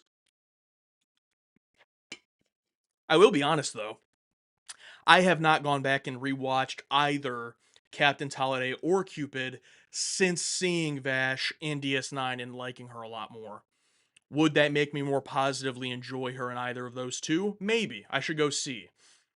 However, my biggest problem with her in those was the lack of chemistry, in my opinion, with Picard, not necessarily her as an actress. So don't think that would change, but maybe I should give it another shot.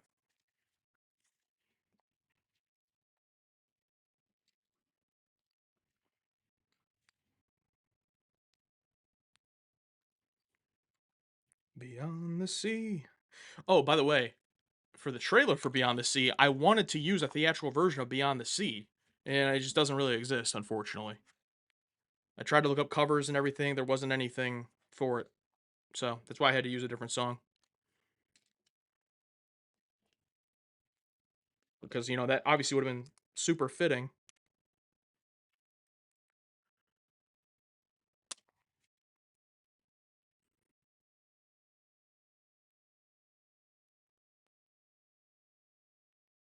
Glad the camera's only from the waist up.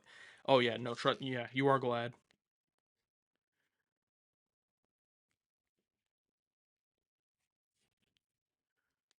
Um, okay.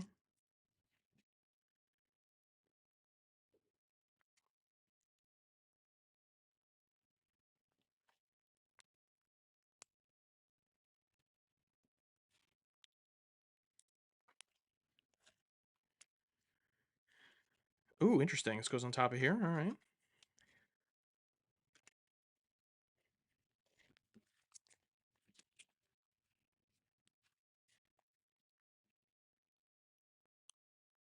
Can't wait till tomorrow's YouTube episode. Yeah, I would appreciate it if y'all, I know there's not a ton of you here, but if y'all could go give that video a like and a comment and everything for the premiere tomorrow, that would be appreciated. Um, which way does this go on? Like this? Yeah, looking forward to it. At this point, it is the finale. I would hope it does well, but I'm not expecting it to be, yesterday's Enterprise or anything in terms of views, but I would hope it does well. But who would have thought, we'll see how it does, but who would have thought that after Encounter at Farpoint, the most popular reaction would have been Q Who? I mean, I do get it in a sense. It's the first big, like, the DS9 has arrived meme, but with TNG, so I do get it. But, like, yesterday's Enterprise, Best of Both Worlds, Inner Light, like, all these episodes are supposed to be the big ones, and, like, none of them even, surpassed Q Who. I always found that interesting. Yesterday's Enterprise has really just continued to get views over time, so that's almost up there with Q Who now. But we'll see how the finale does. I don't expect it to be in that range. Probably just get your typical 15,000 views or whatever. Mm-hmm. Mm-hmm.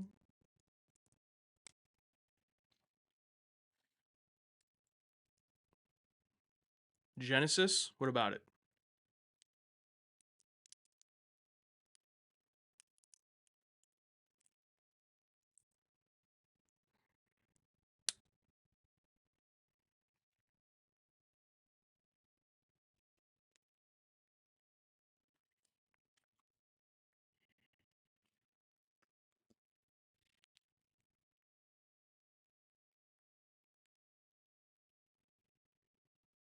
Throwing it out there with the elite eps you guys were listing. Oh, were you being?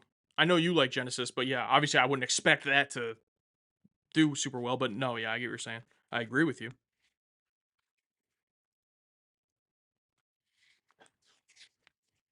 guys. I think we're on the last part here.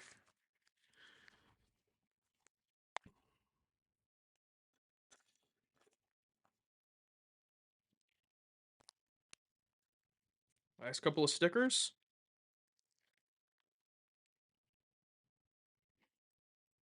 Got the tool. Red goes on bottom.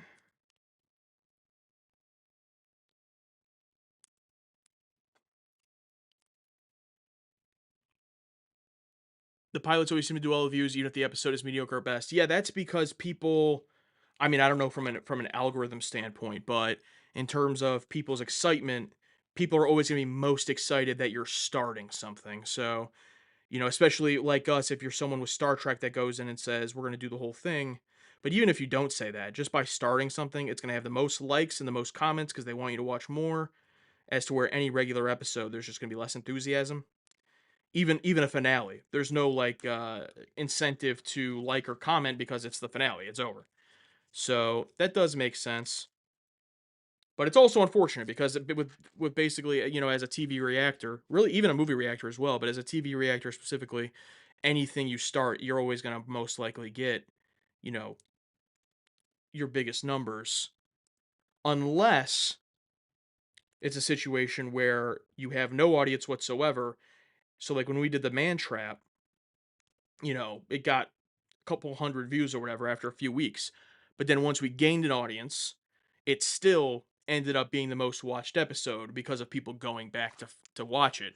So even then, where people found us later on, it still ended up being the most watched one of TOS. So, all right. And then this goes on the doors.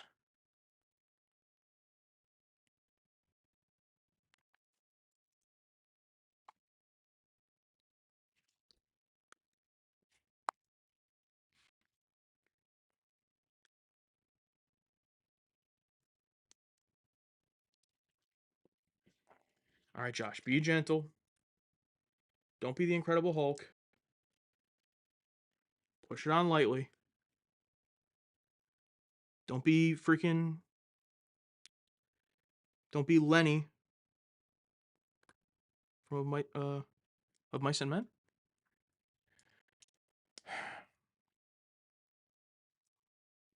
Come on.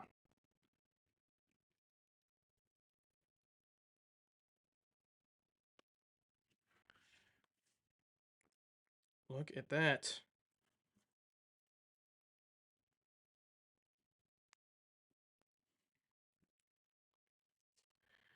Think this is it, y'all.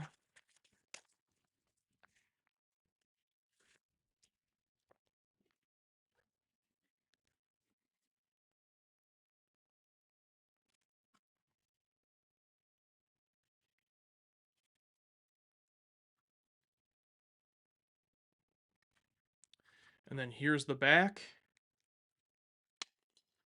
And the piece falls. Feels like during one of those company presentations when something goes wrong.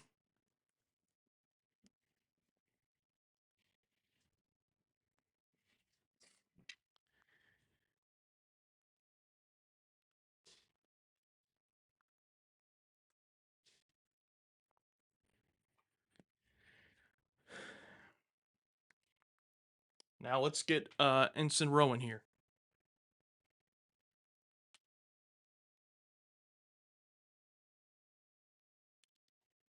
And I don't think, did Ensign Rowe come with anything? I don't think she came with anything like a communicator or anything like that. Nah, just her. Let's get her in here. Open up the shuttle door.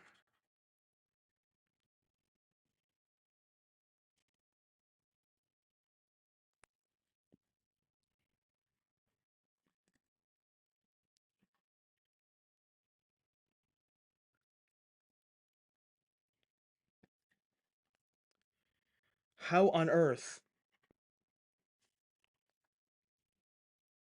Oh my God, she's too tall for the shuttle.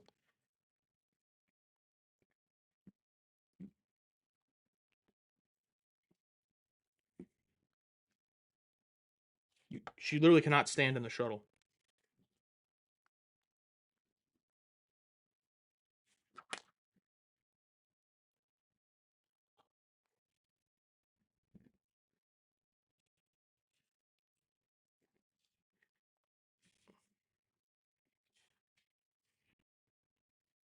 Is it only supposed to be her outside of it?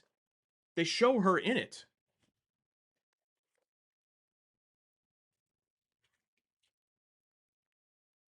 She's 9 feet tall IRL.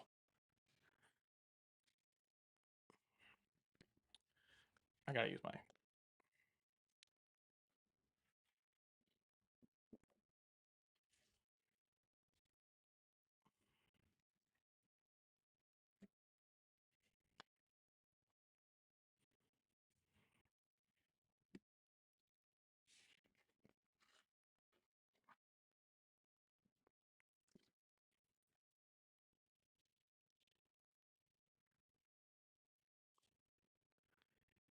Wow.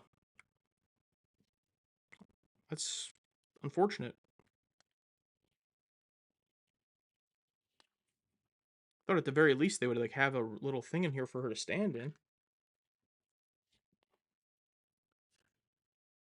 Break the legs. Break the traitor's legs. All right. I mean, I can sit her in there, but she's not gonna stay. Treating her like she's a dog. Josh thinks women are dogs? Misogynist?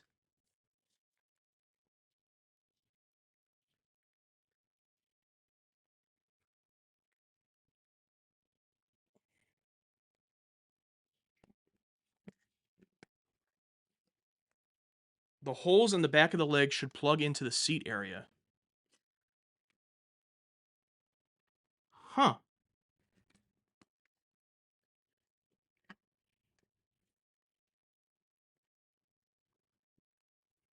Just gotta find the hole. You know what I'm saying? There we go. We did it. Well, I almost did. I almost did it. Had it for a second. I lost the hole.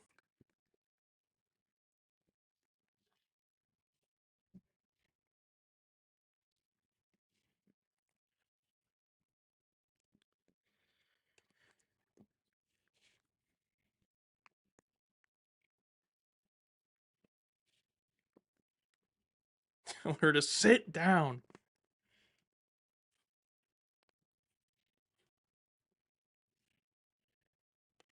All right. Jesus. Here we go. Final reveal. I just forget which way to go. Okay. Final reveal. There she is.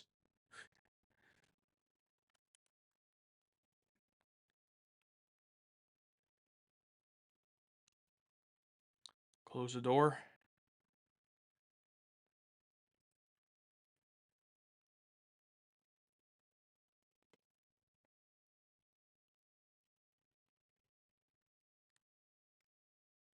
And she is off to join the Maquis. All right, I will go place this over here.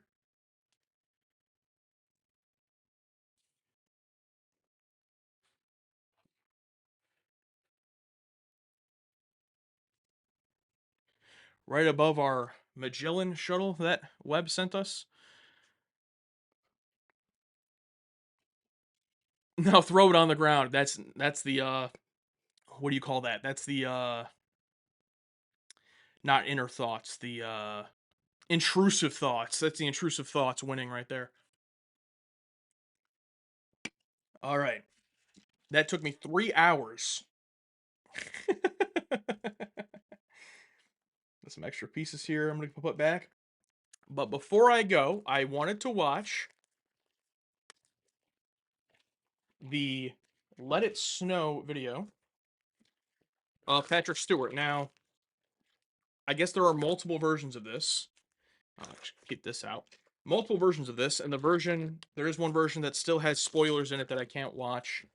And apparently that's the better one from what I hear, unfortunately. But there, I guess, is a version that I can watch, but I don't know if there's still any Bridge Crew people in here that can verify that link. I don't know if you've already seen it or if anyone can verify if I am good to watch the one that was sent by John in the Bridge Crew Discord. But if I can get some verification on that real quick, I'm going to take a quick break. I'm going to come back. I'll watch and react to that, and then I can answer some more questions before I head out for the day. And then tomorrow, big day, premiere of the finale. But I will be back in just a moment.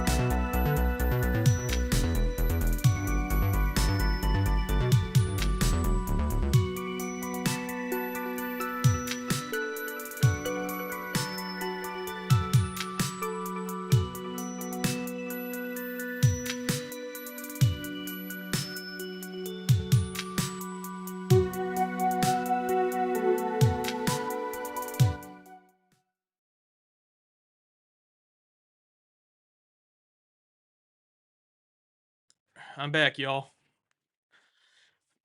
Okay, I got my headphones on because we're going to be watching something and reacting to it. So just give me a minute to get that pulled up, and then we will do that. Yes, I do know the names of all the shows and movies, and generally, yeah.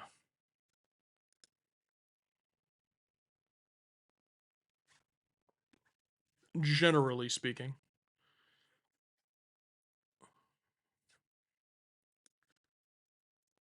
Thank you guys and the bridge crew for the verification.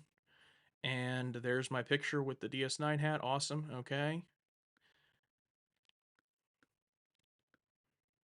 Let's get it pulled up.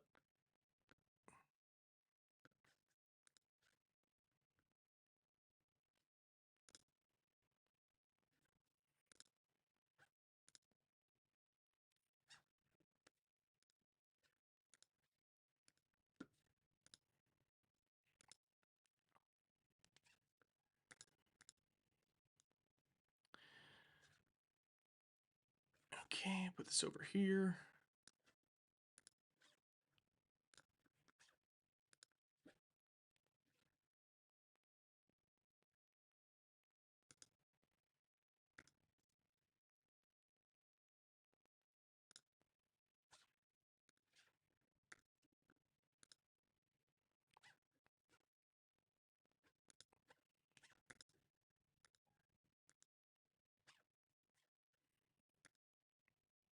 Sorry, guys. Just bear with me one moment. I'm just getting this set up.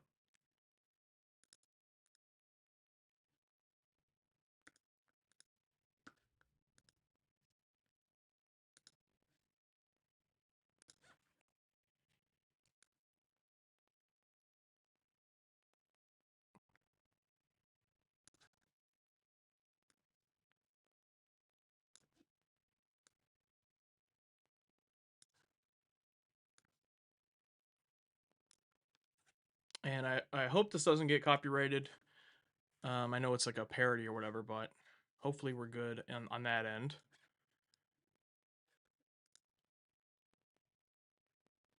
Okay. Here we are.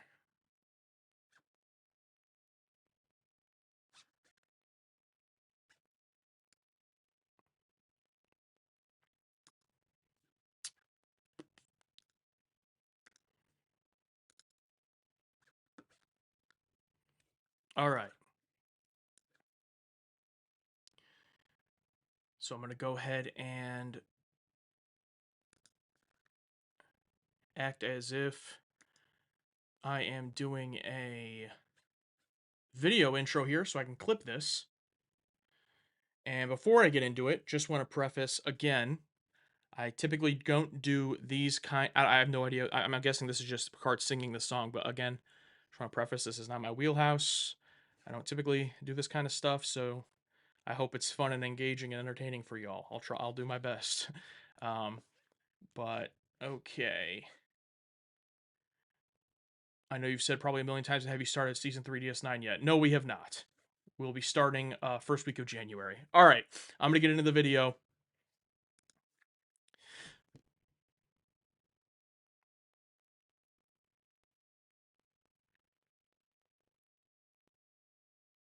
So I've been getting sent this link for quite a while, a few weeks since finishing TNG. Specifically, a couple of Bridge Crew patrons, John Pierce, Guinevere, sent this, but a number of other people as well over on the Patreon have wanted me to react to this Star Trek TNG Christmas song, Picard singing Make It So. And, well, I'm sure when they sent it, to be fair, it was me and Alex they wanted to react to it. So I do apologize for Alex's absence. We are done recording for the year, but I am still doing live streams, still making and editing content. So I figured while it's still in the season, I could react to this and put it up for you guys. So this is being clipped from a full live stream that's available here on the channel. But let's go ahead and get jumping into it. All right, good start. Here we go.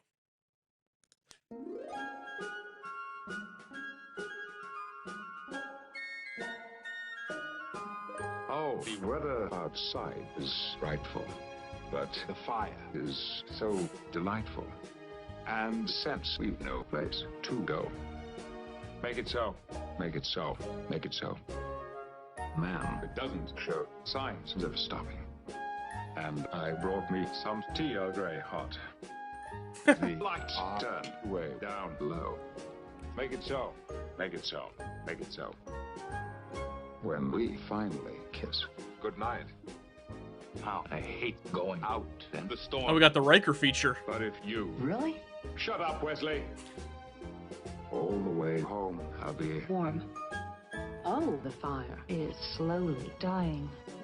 And my dear... We're still goodbye, then. But As long as you love me so, make it so. make it so.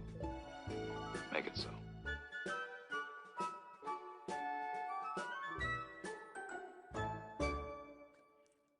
Nice. You gotta appreciate the just got some Kali Uchis started playing. That's nice. You gotta appreciate the effort. Do you think people? I'm wondering whoever made this. What was the first um, word that they heard that they went, "Oh, maybe we can make their whole song," because they had to have searched for all of those words. So I'm wondering, because to me the one that stuck out the most on that first listen was when he said the fire in Darmok, and he's like the fire.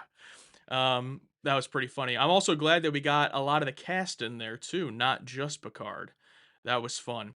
Um, Again, not my type of content I would usually do reactions to, but it was a good time. And I appreciate that someone went through the work to find all of that just to put that together. So I hope that put you guys in the holiday season. Thank you to those that sent me the link for that. And if there are any other videos like this you would want me to react to on live streams and put up as videos for the channel as well, we have finished the Next Generation. So obviously TOS as well. Anything pre 1994, Next Generation TOS that does not include anything after that, TNG movies or anything in the future that you want me to react to, you can go ahead and let me know in the comments. I think YouTube comments, the links will get automatically deleted, but you can send them to our email, which is in the description, and I will see what I can get verified to react for you guys. But that was a fun time. And what did you guys think? Let's see. Very festive, says James. The shut up Wesley, yeah, that was a good part of it. Putting that in there, they got a lot of the good memes in there. The T line that they changed, they put in there.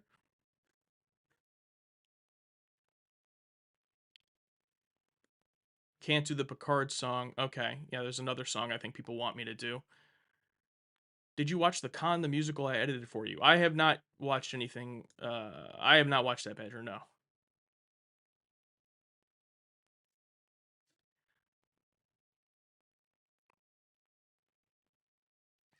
But yeah, that was a good time.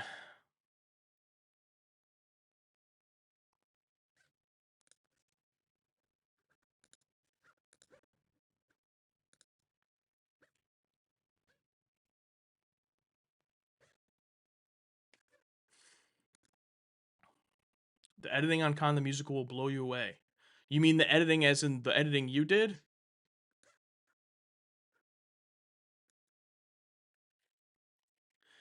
That's another one people have asked about a lot, the Pogo one or whatever. If I get that cleared, maybe that's one I can do.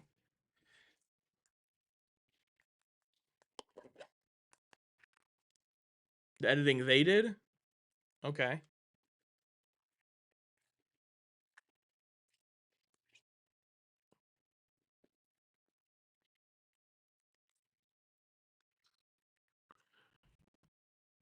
Are you guys referring to the Con Opera Adult Swim? Yeah.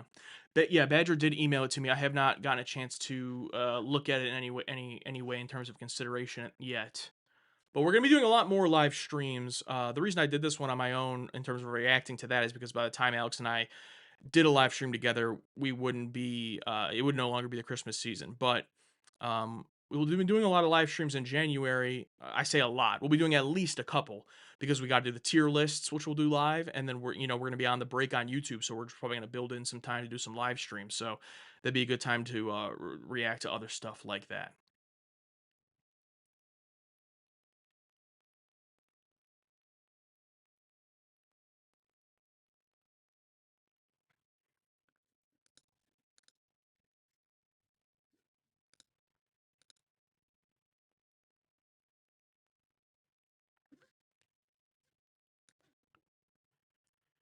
But all right, I got a few more minutes. If you guys want to put any questions or anything in here, I can chat with you guys for a little bit, and then I'm going to. First of all, I'm going to take the rest of the day off because I could really use it. And then I've been working basically every day for the past like 2 weeks until late at night. And yeah, I know I don't want to complain. I'm a YouTuber.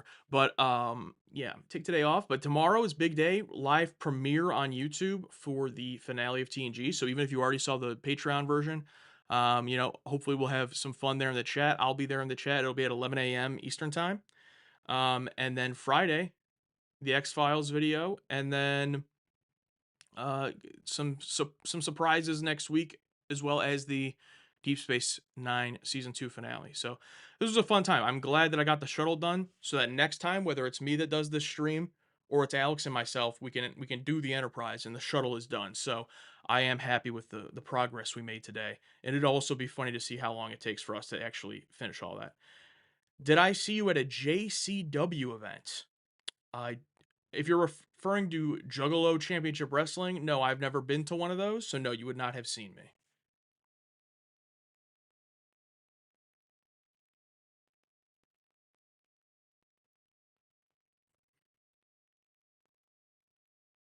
You worked on that, Alina? That's cool. In what way? What even is this? I should look into it. I'm gonna look at what Badger sent me again. I got your email, Badger. I just didn't look into the actual thing in terms of reacting to it yet.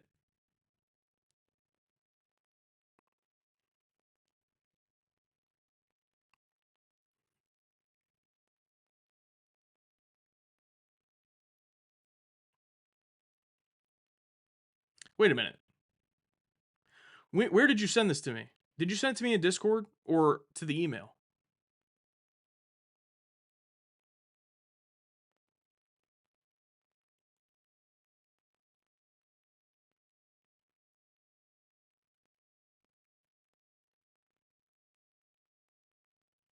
It's on the Discord.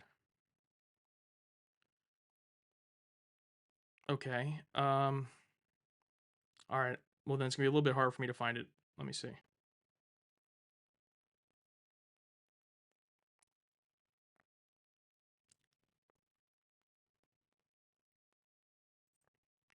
How long ago?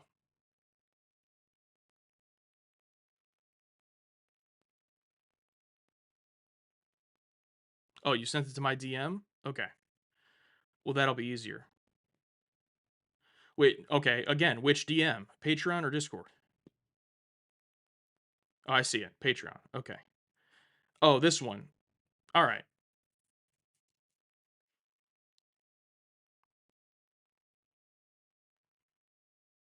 Okay. I will keep that in mind. Thank you.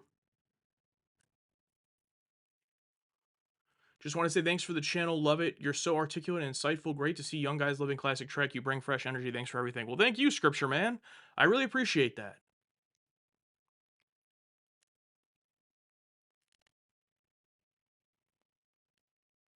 Hi, Josh from the UK. What's up, Blazing Bullets?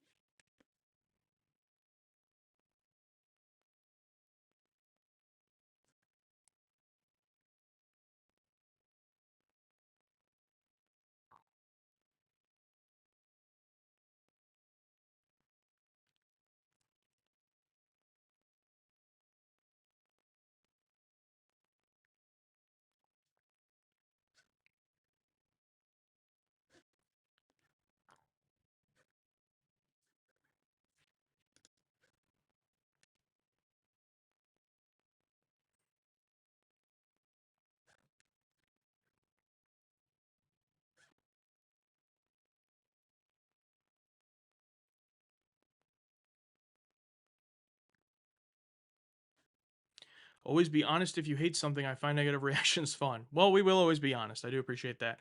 I'm going to go ahead and wrap it up here. This has been a really fun stream. This might have been one of the longer ones I've done. Um, Lord of the Ring extended versions are coming back to theaters in January. Are you going? I don't have any plans to go. If I was ever gonna watch the extended editions of Lord of the Rings, I'd probably do it for content since I've never seen them and I've barely seen Lord of the Rings. I saw when I was like 8 years old. So, probably do it for content. So no, I do not have any plans to see it in the theater, but we'll see if I do that one day. But all right, I'm gonna get going. Thank you guys, everybody, for being here. It's been fun. We got the shuttle done. That's sweet. Thank you for those that joined the Patreon today, Narnman and Alf. Thank you for joining the Bridge crew. And though this has been a great time, so I'm sure I'll do another one soon. At this point, I'll be doing these. I don't want to commit to weekly or anything, but be doing these more often for sure. Because I do feel like it's kind of a middle ground between like this is still, me doing work, but it's also kind of feels like a break. You know what I mean? Like I'm not just sitting here. I get to talk to you guys and everything. So, little bit of a break from the monotony of it. I really enjoy talking to you guys and everything. And of course, Shatner Cigarette just got here, dude. It's starting to become your reputation after the Patreon monthly meeting the one time and now here. Um, but yeah, all right. I will see y'all later. Have a good day. Have a good rest of your week. Enjoy the finale tomorrow, and I will see y'all later.